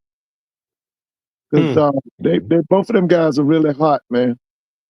No, they are. Yeah, I agree. they're really hot. And by the way, That's what I got to rush home from school Friday because at 5:30, South Carolina State and Oh yeah, we gonna watch it. on. We gonna watch it. Yeah, I got to rush home from school Friday. Thanks for reminding me about that, Mr. Ford. I'm glad Yeah, you I said can't wait to something. see that, baby. Chennis Berry. Kenneth Berry and Deshaun Trey Jackson. Oliver, baby. I mean, yeah, Trey Oliver. Yeah. Yeah, I got to run home. Berry and Oliver. Yeah. Yeah, that game is going to be a nice one in the side. Yeah, It's going to be Albany State versus Benedict. Yeah, it's going to be at Albany since Albany is the higher team. Mm-hmm. So Albany State. Yeah, man. Yeah.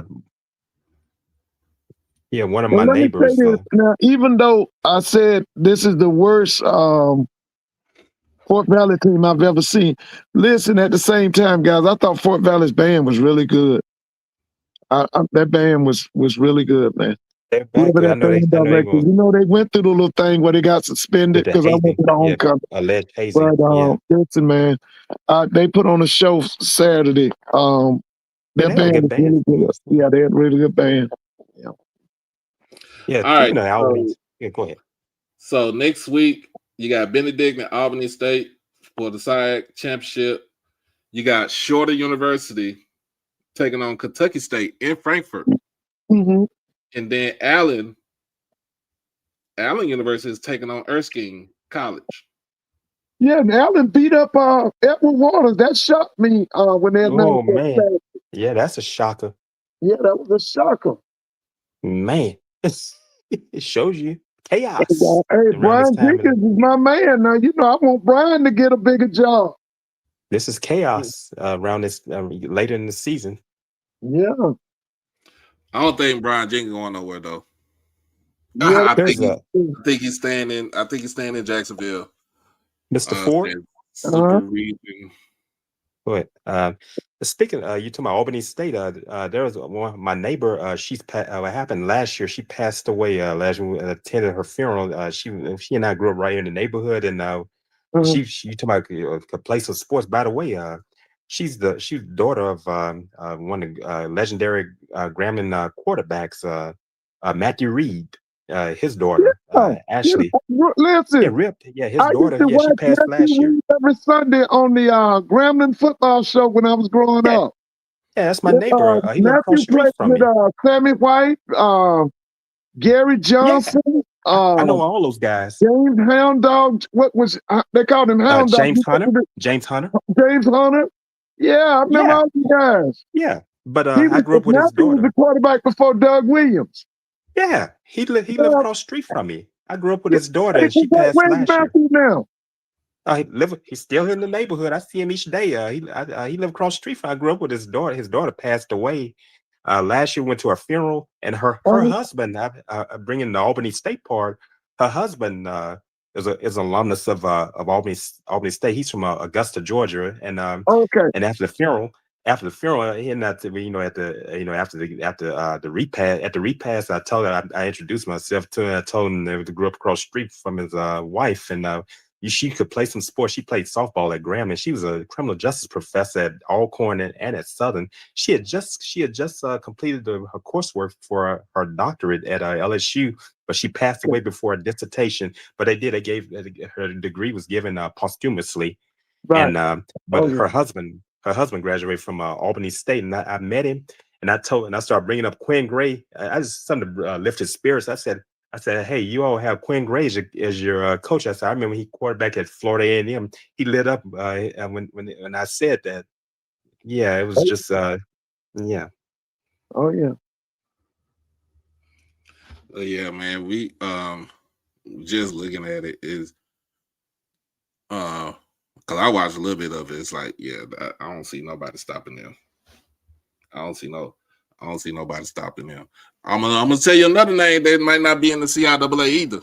Who was that? Maurice Flowers. Yeah, that's what I'm saying. Flowers in Maurice Flowers. Yeah. I agree with you, Doc. Yeah. Oh yeah. Somebody need to give him a call ASAP. Yeah, Maurice Flowers is supposed to be really good offensively, man. He's supposed to be really good. Because where did Flowers coach before coming to Johnson C. Smith? Fort Valley. He was at Fort Valley. Yeah, he was at I know it was Fort one of Valley. those schools. And then he was some other schools, universities, and I know he was here in Dallas. Oh, okay. He was at where he was at Duncanville. He was way before Coach Samba got there. He was with Bob Alpert. Okay. Was the head coach. Duncanville, that's a powerhouse. Yeah. They said Fayetteville is an A seed. They're currently out due to Bentley winning the any team automatic qualifier. They at least the assumption Slippery Rock and Charleston to lose. Okay. I get it. I get what he's saying. So it got so Fayetteville State can't get into the playoffs unless some teams lose. Right. And they said Kentucky State. What's up with Kentucky State? Because they said the super region rankings are out right now. So those are the things that I get confused on, the super region rankings. Like, only just rank them 1 through 25 like everybody else do. But also, man, look, next week is gonna be Tree Shaking Elimination Part 2 in the SWAC. Got Grambling and Alcorn. Grambling gonna be down some kids. But it's in the reservation. War, man. Grambling Alcorn is gonna be a war. Both of them playing pretty good now. They kind of found their identity. That's gonna be a big game. My father want to go to that game badly. We might end up going. That's gonna be a war, man. Yeah, hopefully we I remember when I was at Grambling, brother.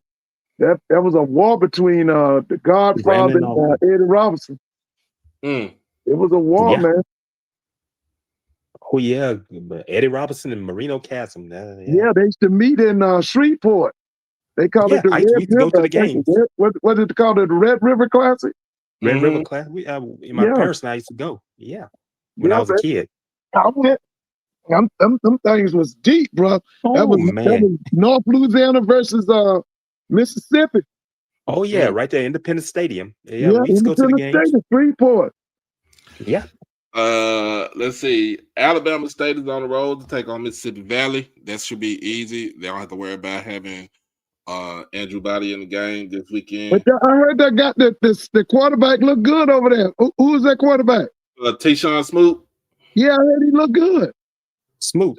Was he related to Fred Smoot? Played at Mississippi State. Played at Hines Community College. No, I don't think he's in.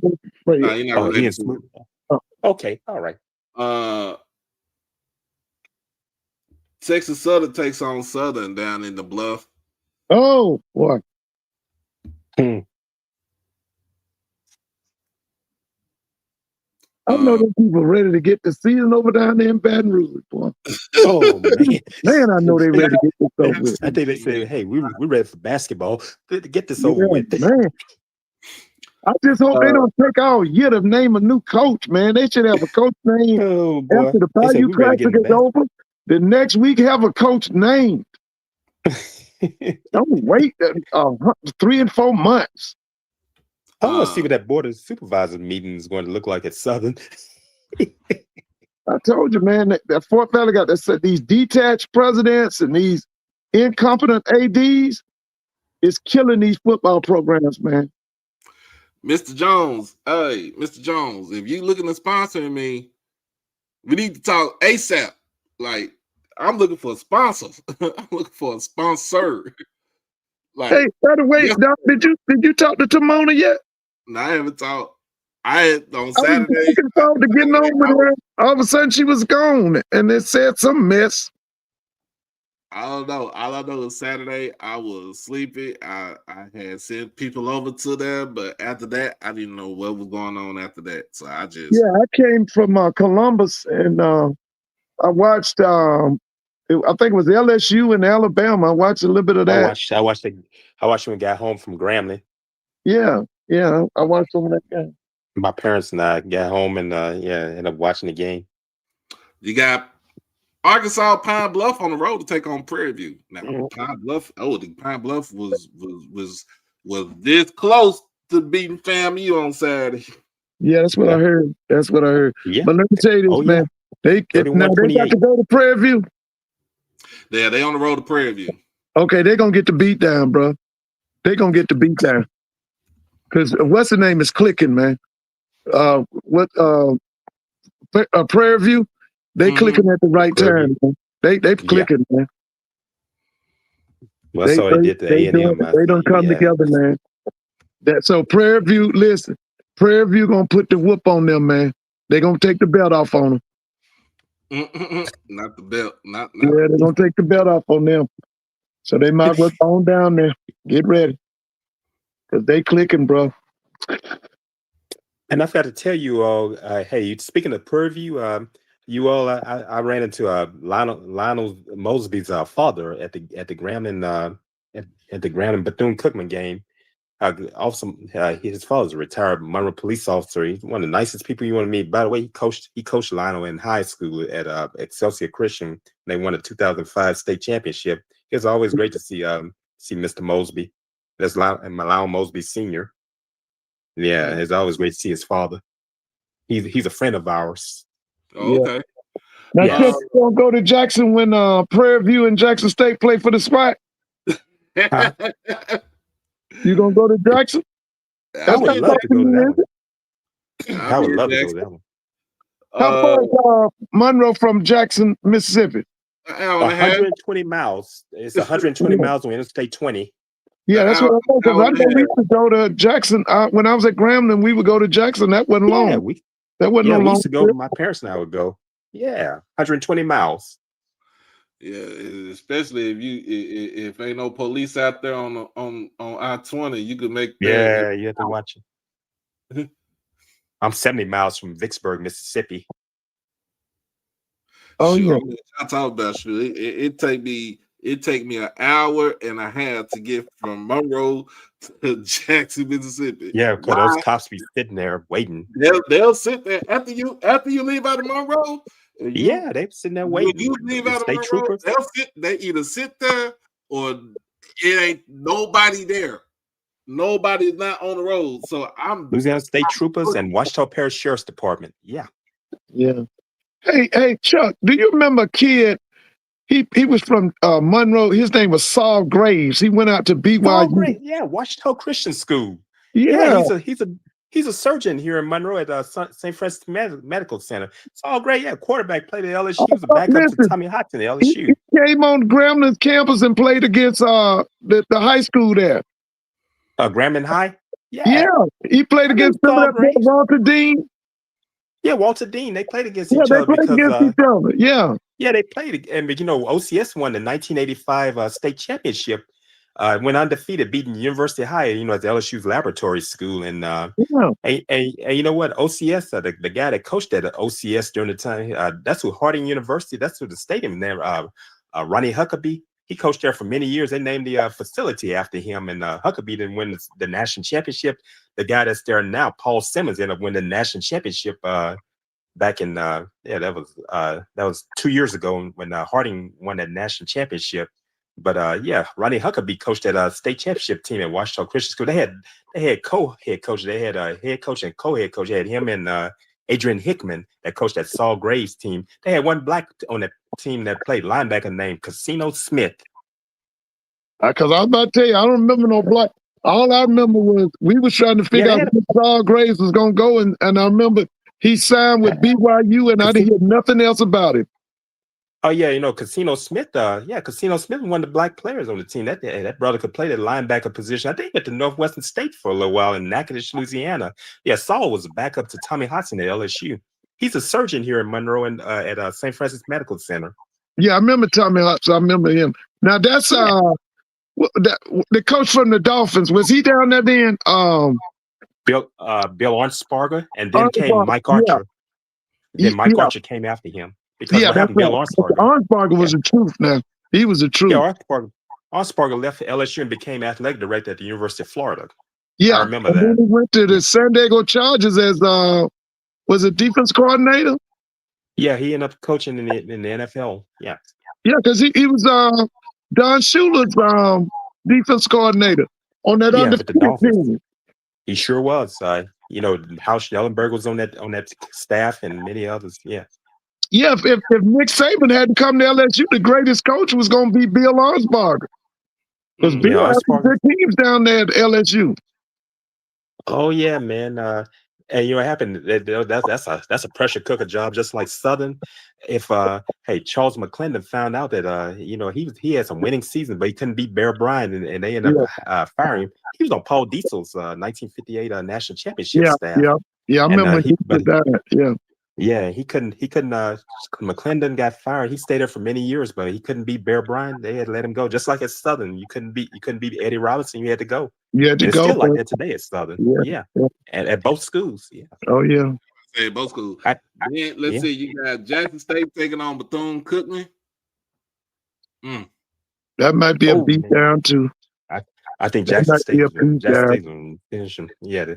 That minus those players. Yeah. Yeah, that's gonna be I think your guys can get them, Doc. Yeah, I think it's yeah. All I know is whoever number 11 was, Mr. Jared Washburn. That man looked like he was fighting for his life out there on Saturday. Oh, I saw it close. I saw it with my own eyes, man. It was right on it by the marching band. The band trying to get into the stands, and the band directors had, like I said, the band directors and other band personnel had tried to get the band members, try to get them close to the steps to get them into the stands because it had gotten crazy. That's crazy. Now, so you'll see the East is going to come down to the wire because I'm just saying I think Jackson State will be Bethune. I think Alabama State, who they got Saturday?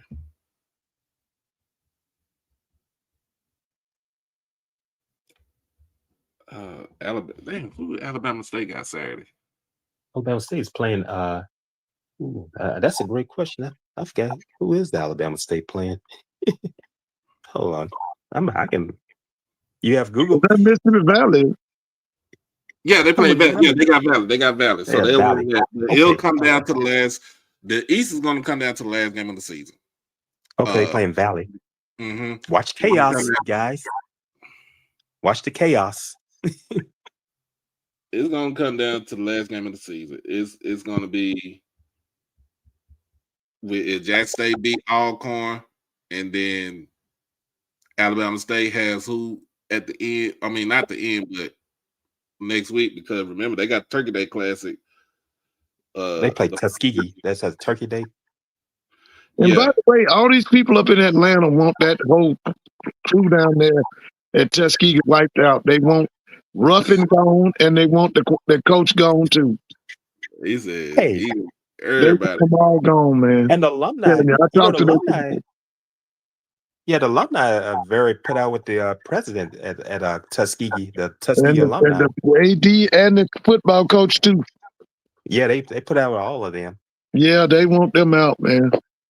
Ruffin making people tell him to go buy your tickets. He said he no hookups and all that. He getting kind of full of himself. Yeah, wasn't the tickets $100 or something with parking? What? At Tuskegee? The ticket was $100. I'd have to ask somebody. I think somebody told me that. It must have been for homecoming because homecoming Yeah, was it just was homecoming. Yeah, the ticket was like $100. Because I It paid must be because. $76 for clothes myself. Is it because of those? I wonder if it's because they have those lights in the stadium now. Are they trying to pay for those lights or something? No idea, No, man. I'm just asking.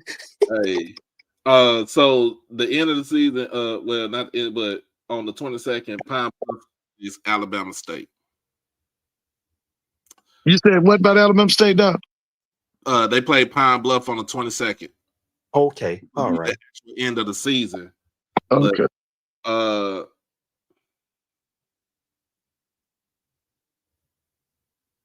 Bethune-Cookman is gonna. Ooh, they're gonna mollywop Florida FAMU. I'm sorry. FAMU plays Alabama A&M. I don't see anything happening with that game other than FAMU winning that game. They can probably win out the rest of the game this season and still end up 500. Well, listen now. So if Grambling wins out the rest of the season, they'll finish up 9-3. They can finish up 9-3. 9-3. Yeah. You know what? That might be up for Coach of the Year then. What's his name? Mickey Joseph. He might be up for Coach of the Year. That is the first 9-win season that they had since Fox was the head coach. That's what I say. He could be up for the Coach of the Year. It's been a while. So they got to beat Alcorn and they beat Southern. They beat Southern. Yeah. And if they can get lead, like I said, if Prairie View lose the last two, that's it. Grambling goes to the SWAC game from the West. Yes, that is chaos. Doc, listen. I know it ain't gonna happen. You ain't losing no games, man. That's it, man. Prairie View is getting ready for that what they call an epic matchup with Jackson State in December. What's that date? December what?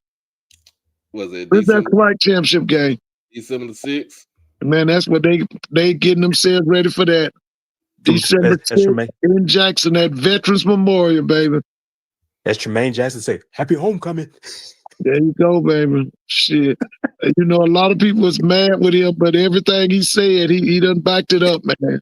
I'm gonna be honest with you. I'm so happy that guy's in the SWAC, and I want some more guys like him in the SWAC. Hey, we shall see. Yeah. What are you gonna say? What are you gonna say? Happy SWAC championship. Hey. Listen, man, that guy's been good for the SWAC, baby. Yeah, it's been quite interesting. If you think about it, it don't have to be who is the winner of the SWAC. For Mickey Joseph to take a team that was 3-8 last season. Sure were. They turned them around in one whole season to 9-3. That it took Hugh Jackson long enough to do, and Roger Favre was pretty much on his last leg at Grambling. Since that pandemic then. Yeah, pandemic hit them hard. Yeah. So you think about that. For him to get the team that he got right now, because remember, this is you can say it took a lot of luck, but at the same time, luck is a lady on your side. and trust me, y'all can say I don't see regression next season because I see more talent coming in from to Grambling. Oh yeah, you're right. He gonna go work that Baton Rouge, New Orleans area, man. I'll tell you something about Mickey. He doesn't mind doing it, and I talked to the wide receivers coach. Kicked out of LSU next year when that new coach comes. He gonna bring them boys to Grambling. Because LSU got a new coach coming. And he gonna want his own boys, and a lot of them kids ain't gonna have but a year or two of eligibility. They got to go. They got to leave. Hey, and I'm gonna tell you, I met the wide receivers coach at Grambling, Reggie Moore. He played with Troy Aikman at UCLA. He was one of Troy Aikman's targets. Oh yeah, when at UCLA. Yeah, I chatted with him after I got finished. You know, I was talking to Mickey Joseph, and his office is right there by his, and we chatted for a little while before I met up with my parents. dad was hanging out at the Performing Arts Center at Conrad Hutchinson. He was there with all the band people, he and mom, and I walked over to the support facility, just chat with them. Yeah, you know what? When I was on campus, when I was there once visiting my niece, we was going for homecoming. I should have stopped over there to see how he. I should have stopped. I didn't know where his office was at, so I like, right there at the stadium. But you know what's gonna be ugly, y'all? The way Grambling gonna beat Southern in that damn Bayou Classic. They gonna beat the shit out of Southern. They are. It's gonna be ugly. They gonna beat the shit out of Southern, man. Yeah. I think it's going to come. They just keep their heads in the game. I agree with you, Mrs. Ford. They they're gonna beat Southern bad, man. They had the chemistry to do it. Yeah, that's what I said. I know them people at Southern's ready to get this over with, but I just, like I said, I hope they don't wait, and I hope they name somebody no more than a week or two after the Bayou Classic. Go ahead on and name somebody. Let's not be going January and February talking about we still don't have a coach and all that stuff. Yeah. My thing with Southern is that the board of whoever the board members are. I know two or more. Yeah, let Roman Banks do his job. He let him pick who he wants to be the head coach of Southern, not who you think should be the head coach of Southern. And let Roman Banks do his job. Let him do his job. Let him pick the coach. Let him vet the coach first. You know what I'm saying? Even if Fred McNair's name is going to be in the pot, let him interview Fred McNair too for the job also. But right now, just let him do his job as an AD. See, if you don't, do you think he's safe? Because if they follow that LSU got rid of the coach and then got rid of the AD and the offensive coordinator. Sure did. Is Roman Banks safe? Burge Osbury is making the call now at LSU as AD. I don't know if Roman Banks safe, but if he got a board of director or board of trustees in his pocket or something like that behind him, then he ain't going nowhere. But if he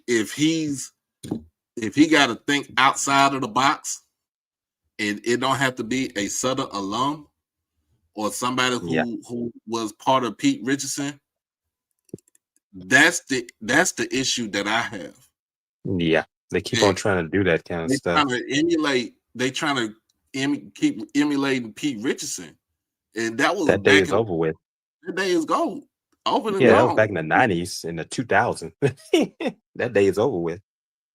So, like I'm saying, like he has to pick his own person, and they have to do things. Let him do the things that he needs to do. Don't let it because it's the Southern way. No. Yeah. Southern way got y'all. The Southern way this season got y'all belt the ass for 9 games to lose, and then you're probably gonna lose. Like I said, you're probably gonna lose against Texas Southern, and you're probably gonna lose in the Bayou Classic. Bad. I think you're gonna lose bad. From what BJ Jones said, this is the worst Southern team that he has seen ever. BJ doesn't make any bones about it. He don't make no bones about it either. BJ said this is the worst Southern team ever. Ever. He played for Southern back in the 2000s. They haven't had a losing season like this since 1971. That's 4 years before I was born. I was born in 1975. This is bad. What's the record right now? 1-what? 1-9. 1-9. 1-11. You know what? What you think about Flowers down there, man? Does he want to be a part of that? Does he have the temperament to coach there on the block? Does he got the temperament to question? Them dudes down there? Because he can talk to the AD, and he can talk to Roman Banks, that's cool. I can understand that. But if you talking about with the board of trustees. No. Oh man, that board I of don't think they'll supervisors be is good down something there. at Southern. That board of supervisors, I know 2 names there who are attorneys on that board, and yeah, it's one of them has a plaza named after him. You know who he is, and at the stadium has his plaza there, and yeah, that's a tough place. He's serious. He said a serious culture change is needed down there on the bluff. Like it's the same thing, you know. It's just like you said with FAMU, Mr. Ford. It gotta be a culture change in Tallahassee. Yeah, man. Oh yeah. Tallahassee, Yeah. that's another that 220. Hey, Cozy was trying to get. They were asking him that the elderly members of the 220 quarterback club asking him questions. Cozy was trying to. Cozy, he's being respectful, and he was answering the best way he could. He had that microphone in his hand, like he was kind of he was holding that microphone like okay. He was kind of with those glasses on. He's kind of looking, and he's trying to say, "Okay, what I get out was here?" like this. You know how a kid be when you you know how you was when you try to say your Easter speech or something like that as a kid, and you hold that microphone just like this, Mr. Ford, and you be like, that's what. Yeah, that's how Cozy was. Like That's what it was like he was getting scolded by he was getting scolded by his granddaddy. That's how it felt. That's That's how how it it felt. felt up in there. Boss man. I know that. God. I don't know the guy. I've never seen it, but don't know what he looked like. But they talk about boss man. You hear his voice, man. That guy is something. Well, you think Bethune would beat Fam in the Florida Classic? I think they would. I think they could beat him if they. They'll have their full complement of players back by that time. Yeah, after the suspension. Mm-hmm. And plus, remember after this game they get after playing Jackson State, they get an off week off. Yeah, they got to play Valley. Fam ends up with Valley, right? Yeah, Fam ends up with Valley, but Bethune has that week off, and then they play. Yeah, November 29th game they had to make up. After that Atlanta game didn't happen. Right. Another team that I'm gonna tell you like this: if you look at Enemiac, another team that needs a true cultural change will be Morgan State. Morgan State. Oh man, Damon Wilson. I like him, but I think Flowers would be good at Morgan. But if I was him, I would keep that defensive coordinator. Yeah. You're talking Anton Sowell? Yeah, I'd keep him. Oh, yeah, that guy is good. Yeah, he's really good. But I think I like Coach Wilson, but I think he's taken as far as he can take him. And it's time for somebody else to take over. And I would like to see it be an offensive-minded coach. If you're going to keep Sewell in there, Sewell, and bring in Flowers as the head man. Yeah, you want to keep that defense coordinator. See, the game is 3-faceted: special teams, defense, offense. All they doing at Morgan is playing defense. Mm-hmm. No, that's a defensive team. That's all they doing. And then another place that if he loses against Delaware State on Saturday. Yeah, I'm hearing he in trouble too. I heard the same thing. Larry Scott. Larry Scott. Oh man, and Howard. Oh man. He's on nobody cannot tell me. I didn't even get on the call this morning. That's how tired I was from last night. And again, shout out to my baby girl. She did a great job with her modeling show last night. But nobody cannot tell me that Larry Scott is not on the hot seat. Yeah. Man. He was just in the Celebration Bowl 2 years ago. He just. What have you done for me lately? Thank you.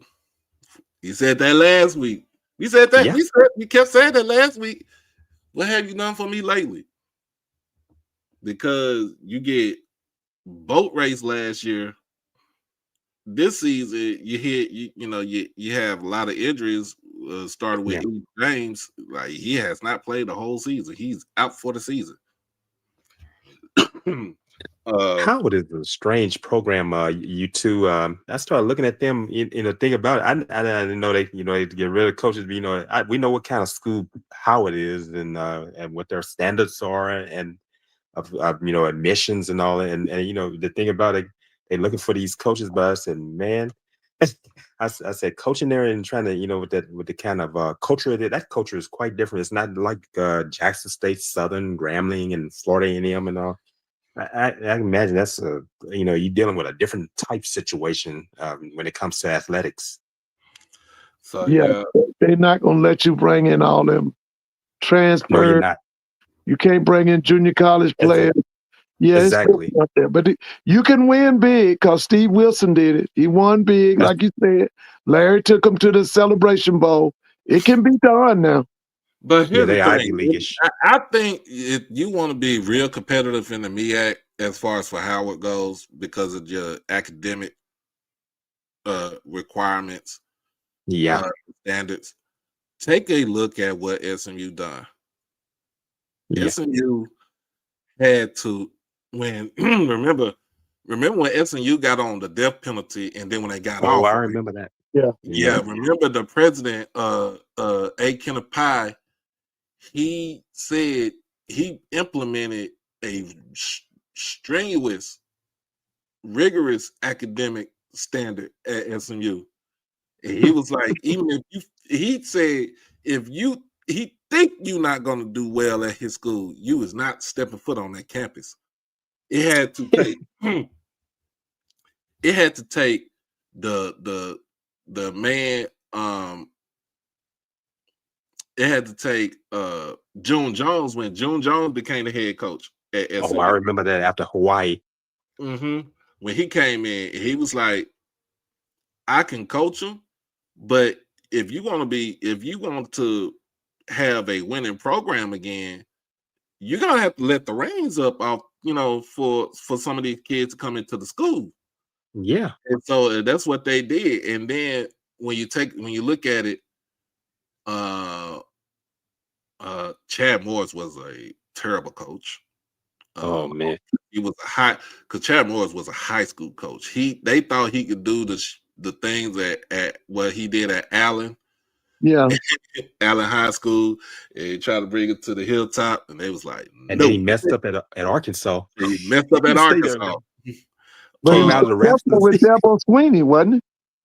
He came down to the Raptors. He was successful with Dabo Sweeney. Right. Did he work at Clemson? Yeah, he was offensive coordinator at Clemson. Yeah. But now SMU has a really good coach. What's that guy? What's his name? Red Lashley. Red Lashley. That guy's good, man. Red Lashley. See, when he then you bring in who's they brought in? Sonny Dykes. Sonny Dykes. Oh yeah, he was at SMU and then now he's at TCU. Mm-hmm. Sonny Dykes was Louisiana Tech, former Louisiana Tech head coach. Yeah. Well, Doc, all them schools gonna keep beat Deion Sanders' ass or what? That's what it looking like. How many more games you got? You got 3 games left. No, yeah.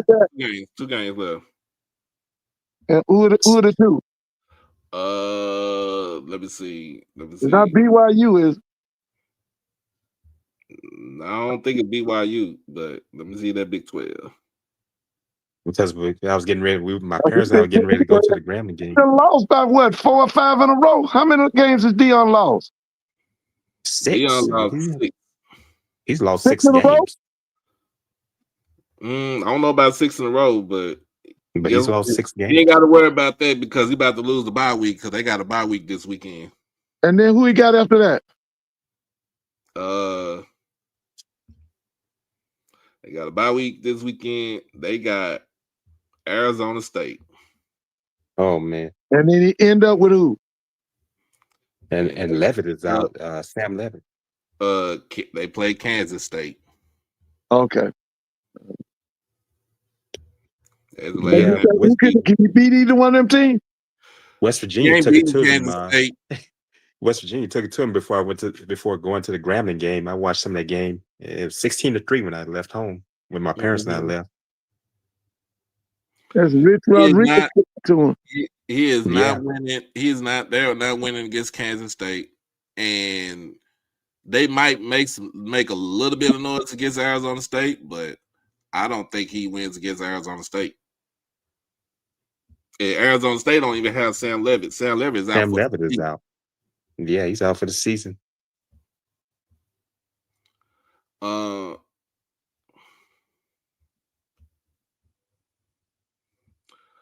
Let's see. You got let me head coach for SMU because Chad Moore. Chad Moore's being the head coach at SMU was terrible. Like I said. Oh, I remember that. He was terrible, but he went 5. So he went 5-7, and he went. First season he went 2-10 in 2015. 2016 he went 5-7. 2017 he went 7-5. I remember that. He took the job at Arkansas. Arkansas. He came out of the rafters. You remember that in the arena? He came out of the rafters. Even they had the press conference. That was short lived. After that was just one season. That's his coming son out of the rafters in Virginia, right? Yeah, he had the cable attached to him. Man, is that his son up in Virginia? Who? To my Chandler Morris. Yeah, Chandler Morris. Yeah, that's his son playing for Coach Elliott. Yeah, because I found out you two. I told you all about that. A lady, she's a professor at University of North Carolina. She played basketball at University of Virginia, and she talked about on sports talk show. She lives in the Raleigh-Durham area. She's a professor at UNC Chapel Hill. And that tells you something right there. Don't play for this guy. What happened? Chandler Morris went to play at North Carolina for Bill Belichick, but Belichick wouldn't even look at him, talking about he's not NFL material. He went on to Tony Elliott and his father worked together at Clemson. Took him under his wings, and Tony Elliott, look at what the kind of season that Chandler Morris is having at University of Virginia, and then they end up beating North Carolina. I said, well, I wonder what Virginia's only lost how many games? One. They lost 2. They lost 2. They lost to Wake Forest the other day. Okay. Saturday. They lost Wake Forest. Chandler Morris. Oh yeah, I remember Chandler Morris he played at Highland Park. Yeah. Is that Bill Belichick talking about he's not NFL material, and they said Tony Elliott took him under his wings, and look at what has occurred. And I said, well, that should be a message to some of these others that, talking about Belichick. You don't want to go to USC Chapel Hill. It has a toxic culture there now in that football program. I wouldn't dare go there. Well, yeah, he was supposed to be able to start at TCU, but he messed his knee up. I think Mickey Joseph needed. I told my father about Mickey Joseph with the quarterback. He might need to, he'd love to get the high school players, but I said he might need to go in the portal to find a quarterback. That's what I told my father that. So his best season, so Chandler Moore's best season was at UNT last season. He sure was in North Texas. Yeah. And don't y'all forget the big basketball game tomorrow night. It's Louisville versus Kentucky in Louisville. Okay. That's tomorrow, ESPN. I think that's 8 o'clock. I'm gonna watch it. Yeah, that's tomorrow. I'm a sports person. I watch it all, Mr. Ford. People limit themselves, say only HBCU people, but I just love sports. Oh no. Yeah, Sonny Dice, when he took over SMU, he went 30-17, and then went over right across the way to TCU, and look what he's doing at TCU now. And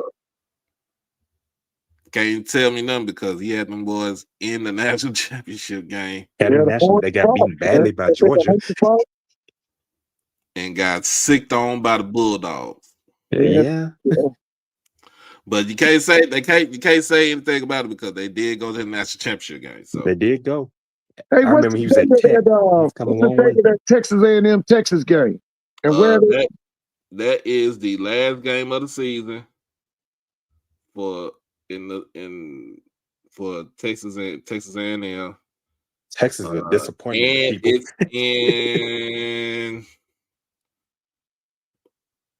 it's in Austin this year. Okay. Yeah, And Texas is That's a the day huge after, disappointment. day after that's on that Thanksgiving. Friday? Huh? That's on the Friday after Thanksgiving? Yep. What time? 6:30 kickoff. Okay. Oh, okay. So 7:30 for you, Mr. Ford. Yeah. Mhm. Yeah, that's Yeah. prime time.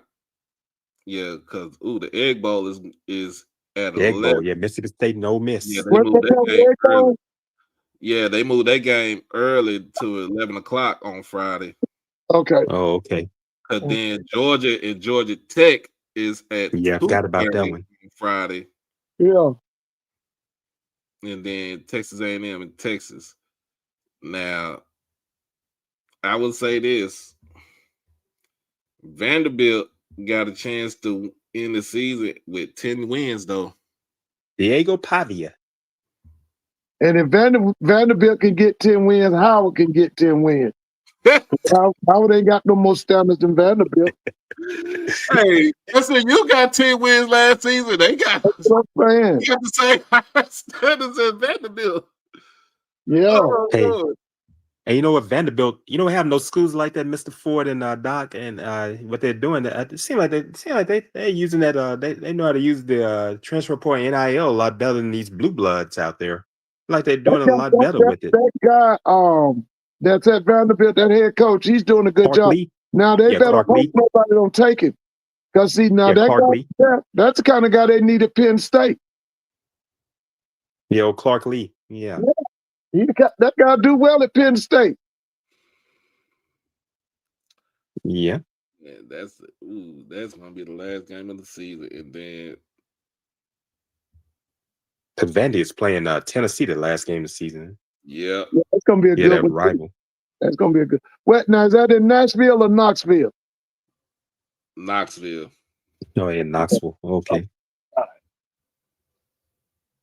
Yeah, it's Knoxville.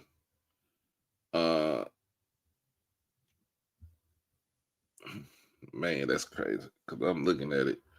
So, what I'm looking at right now in the Big 12, if they continue the way that they playing, it'll be Texas Tech versus BYU in the Big 12 championship. You're Okay. looking at if they continue the way looking right now, there's a 4-team race to see who can go to the ACC championship. But right now, you're looking at Georgia Tech and Virginia. But you also got Pitt and SMU right behind the heels too. Right, Georgia and Tech and Virginia. Louisville. Louisville is in that thing too. Yeah, Louisville's in that thing too. Louisville. Now Yeah. that guy right there, that's another guy would be good up at Penn Brahms. State. That Jeff Brom. Jeff Brom. I would Yeah. be tough up there at Penn State now. He'd be good up there too.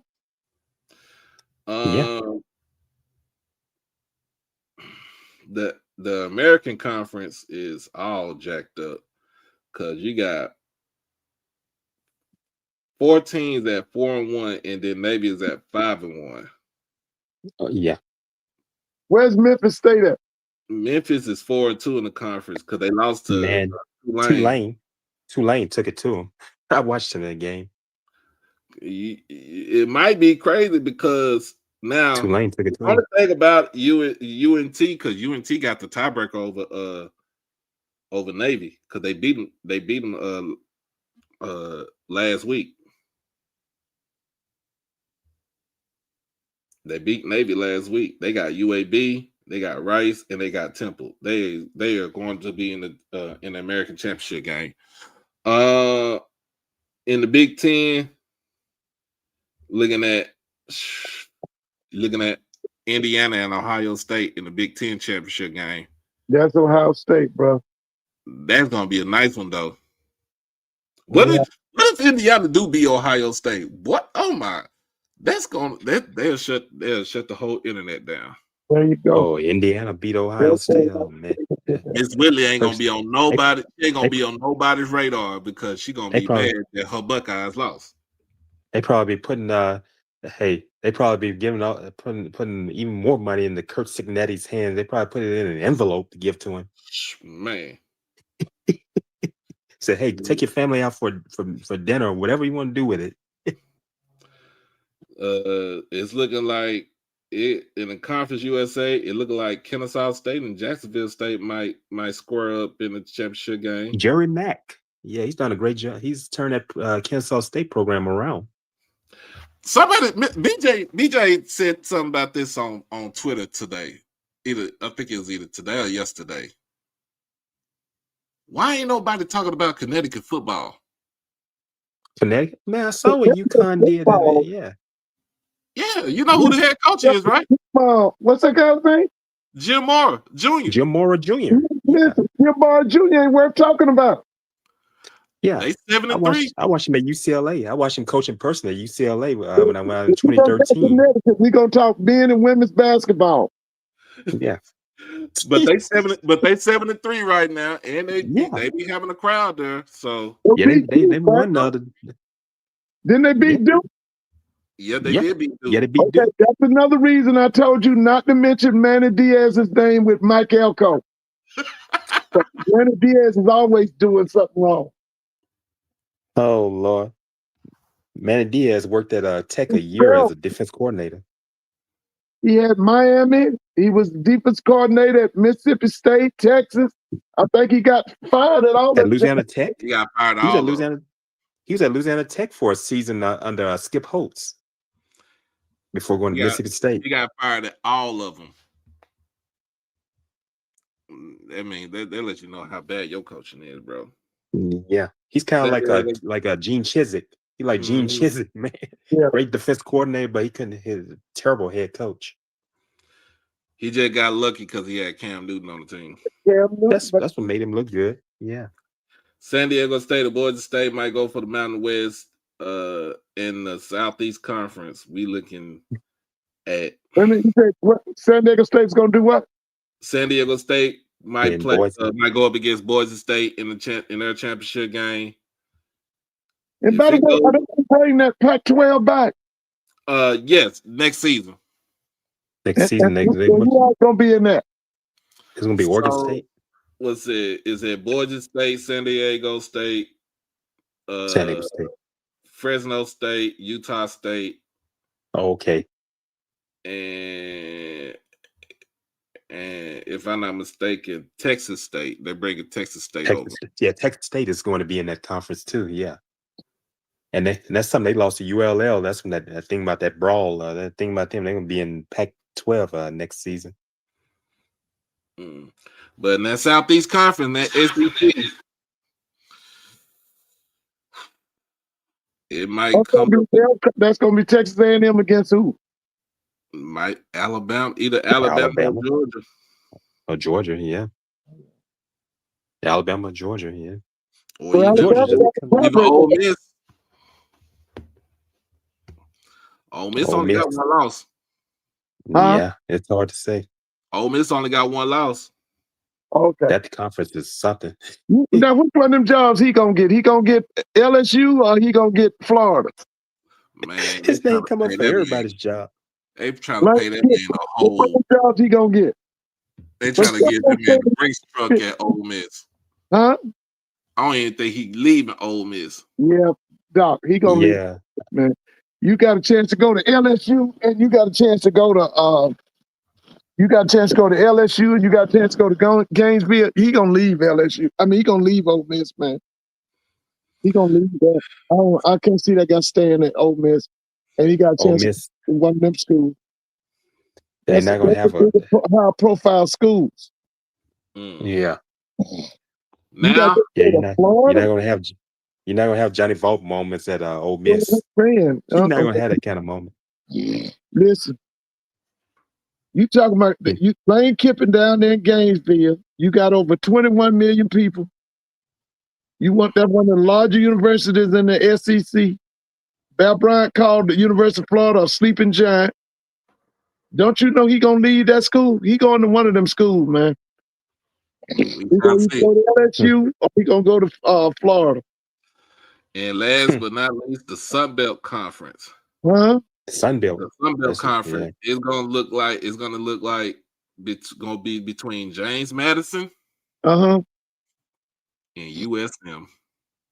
USM, yeah, because Charles Huff has turned that USM program around. Yeah, man. He used the portal. He used the portal and took him. Yeah, those guys from Marshall up at USM. Hattiesburg, didn't he? Yes, he Yeah, did. that's why Marshall didn't play in the bowl game because they didn't have all the numbers. That's why Louisiana Tech went in their place to play Army in Shreveport at the Independence Bowl last season. Tech was under 500 team. The quarterback from James Madison, one of their quarterbacks is now the quarterback at South Carolina State. He lighting up that MEAC, man. Okay, that's who the quarterback at South Carolina State came from, James Madison. Is that my William Atkins, the fourth? Man, that boy lighting that MEAC up, man.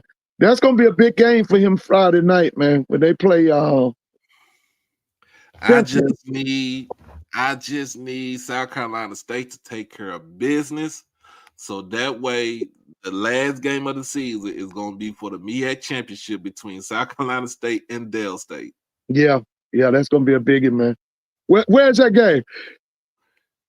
They play in Delaware. With that one stadium. That stadium is. I'm looking at Delaware State Stadium. I'm looking at the press line. It looks like high school. What's it hold? 8,000? They can load like 10,000. Oh, okay. It's been there for years, and they say they haven't seen any improvements in the stadium. But they got the money for it now, so yeah, they had the money, and I'm happy for them. I want the best for them. And then the SWAC, it's gonna be Jackson State, either between Grambling or Prairie View. But Miss Ford said it's gonna be Prairie View taking on Jackson State. Prairie View, bro. But now if it's Grambling and Jackson State in the vet, you know how many folks from Grambling gonna be at that game? Man, I remember that. Oh gosh, Prairie View. They don't mind hitting I-20. Prairie View controls that west, bro. Yeah, those Grambling people, they don't mind hitting I-20 going to Jackson. Yeah, but that's Prairie View. Prairie View is the winner of the West, bro. Tell you. Told y'all that last summer. Well, it's almost. Y'all know what, man? It's November the 10th. It's almost the end of the dang on year. Yes, it is, bro. Yeah, it's my birthday month. Oh yeah, your birthday next week, ain't it? I know it's November 25th. November 25th. Oh, okay. Yeah. Okay. That's during the holidays. That's during the holidays, around Thanksgiving time. Yeah. Doc, let me get on this big man. Yeah, I'm about to roll up off this thing. Yeah, I know you have to educate the. I know you have to educate the future, Mr. Ford. And they rough too, bro. My mother's a retired high school teacher. She told about it. She enjoyed it, but she had seen the change. She said she knew then in 2010 it was time to retire. Yeah, man. Y'all listen. Y'all have a good night. All right, Mr. Ford. It's always great conversing with you. Yeah, man. When you coming back, Doc? Probably Friday. You gonna show that game again? Yeah, I'm gonna show it. Okay, yeah. That's gonna be a legendary game, man. I think so too. That's gonna be different, bro. Y'all have a good night. All right, Mr. Ford. All right, Mr. Ford. You take care. Okay. Be safe. Okay. All right. All right, Chuck. You have a good one.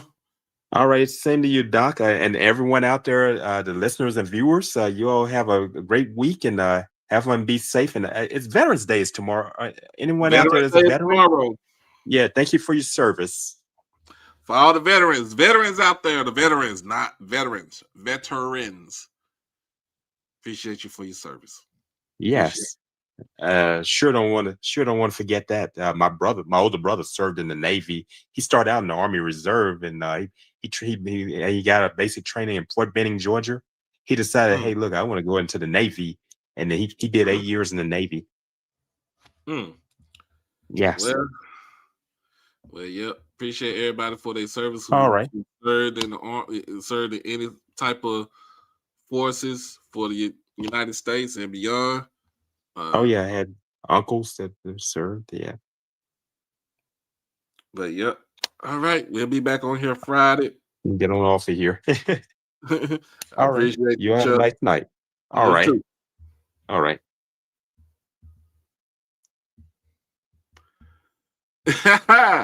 Tell him I said thank him for protecting me. I know his boss is a crackhead and full of shit in Trump, but you know, you tell your husband he good with me. He is good with me. So yeah, we gonna be back on here on Friday. I might do a little video for TikTok or something like that. With my rankings and stuff like that. But yeah. My goodness. I'm looking at the Mavericks on my phone. Cooper Flag, aka Oak Cliff Coop, out there with 19 points and 6 rebounds. That's what I'm talking about, youngster. Get it how you live, going up against Giannis. But yeah, we had some fun tonight, man. Disrespect will not be tolerated. Disrespect will be met with disrespect. But if you really think about disrespect don't mean that you fight. Disrespect means that we'll take care of you in a disrespectful manner. But don't y'all hate when don't y'all hate this? This is something I'm about to get up off of here. Don't y'all hate this happened right here when you get ready to play a game of spades, and spades can either make or break a relationship, and families can be broken up with this. This is what happened to somebody called their mama about that. Hold on. Hello? Ma. Yes. Ma, I've been calling you for like 2 weeks now. I ain't seen you since like 2 weekends ago. Why you even answering your phone? I'm just a little upset with you. For what? How do you renege playing spade? I'm upset with you. Playing spade, do you know how serious that is? Ma, you can't be... Ma, you serious? I'm serious. I'm putting down a diamond. You throw out there a heart. You don't even know what you were doing, did you? You shouldn't have known what you were doing before you sat down there in that wooden chair. Ma, it ain't even that serious. Ma, you ain't talked to me in almost 3 weeks because of spades? That's right. That's right. You don't come to me telling me about being your partner playing spade. Then you get there, you embarrasses me. Just made me shame on the left side of the chair. Shame on the left side. Why you keep saying the left side? What is the left side? Because that's what the people were sitting there looking at me and you play on the left side. Ma, we don't even know them people like that. You ain't gonna never see them people, Ma. It don't matter, but you made me shame because I've been playing spade before you was even born, boy. Ma, you taught me how to play spades. I know what I was doing. Ma, you taught me. That's right. So you must be didn't follow what I taught you. Ma, you throw out of hearts like that. Ma, you haven't talked to me in almost 3 weeks over spades, Ma. That's what I said because you called me to be on the spade team and stuff. And I know what I taught you. You're going to take and hit that table like that there with a heart. So when can you hit that table. So when can I come back to your house? You can come to Mama's house anytime, but you can't come down talking spade because you don't know what you're doing, bro. Stay away from them spade tables. Ma, ain't even that serious, Ma. It's that serious. It's that serious. You really upset? You really upset? I'm upset because listen to your mama. Don't come there talking about spades no more. Because when they call you at that table, does it make a sound? When it made that sound, I thought it was done until I peeped over there and seen that heart. And they sitting on the left side. Ain't nobody saying nothing. They knew it was over because you didn't know what you were doing. Stay away from that. That's not for you. Okay, man. I'm gonna talk to you later, man. Oh, Mama love you, but spade, don't do it, baby. Stay away from it. Mama love you.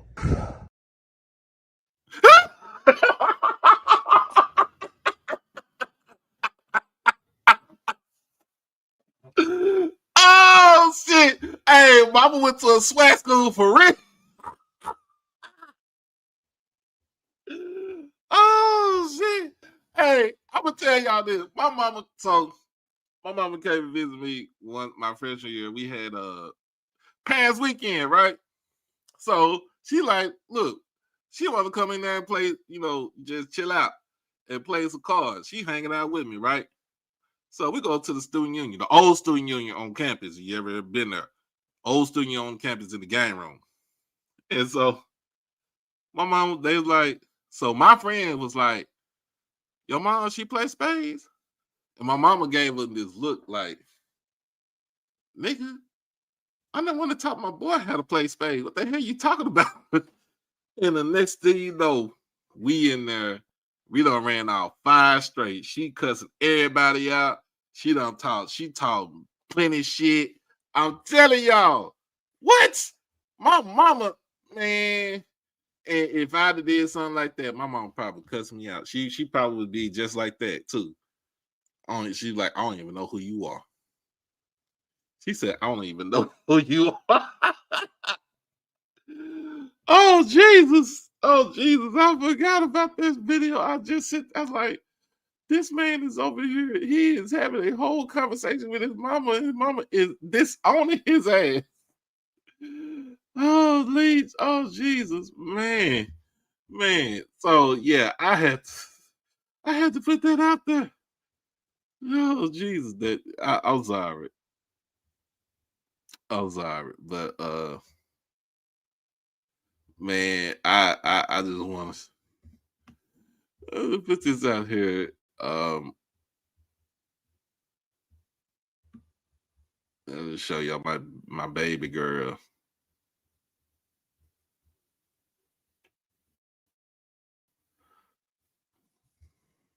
Show y'all my baby girl if you ain't never seen a picture of her. And I was cordial with my ex-wife, so just let y'all know that. So this is my baby girl Peyton right here. The pink top right here. But that is Peyton. That's my baby girl. That's my model. And she was working the runway. She was working the runway.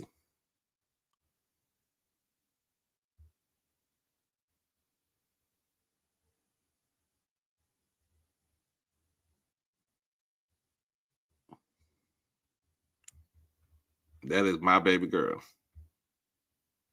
That's my 10-year-old.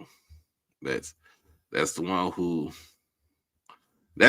gave me this gray hair in my beard and some in my hair. So just let y'all know who she is. But that's my baby girl. That's why I went to last night. That's why I always put that camera to use. Man, look. She wants to be a model.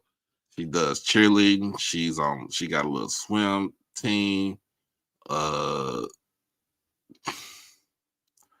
Shoot. There's a lot of stuff that little girl does.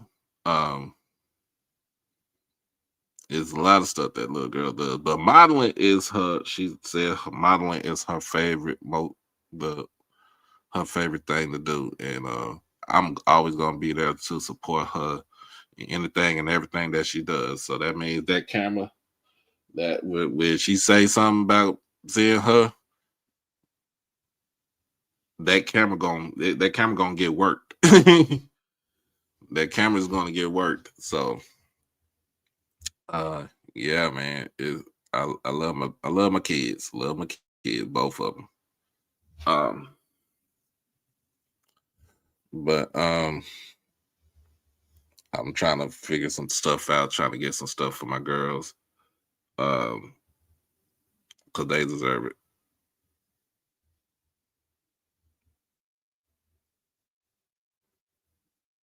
Really? Really?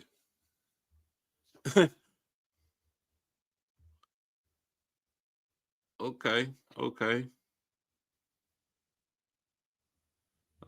I'll let her know that. I will let her know that. And if you need to email your son. Yes, your son. Yes, I remember. You was telling me about your son. Yes.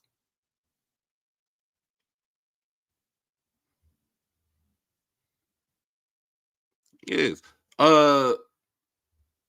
Email me at hbcoverdrive@gmail.com. Just email me over there, and we exchange info and stuff over there.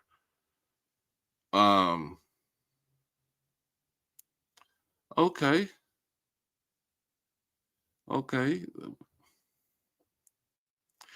But as always, man, look, I appreciate everybody for joining us tonight. Y'all know, like I said, I wanted total chaos in the SWAC. I got it. I got parts of it this past weekend. I want the rest of it. I want to see the rest of it this weekend.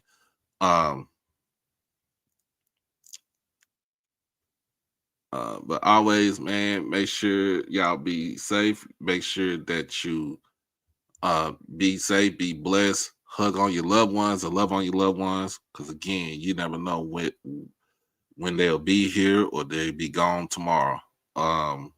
Check on your loved ones' mental health. Please check on the mental health. Always crash out on your kids and beat them out the penitentiary. It worked for me. So but as always, I will tell y'all this.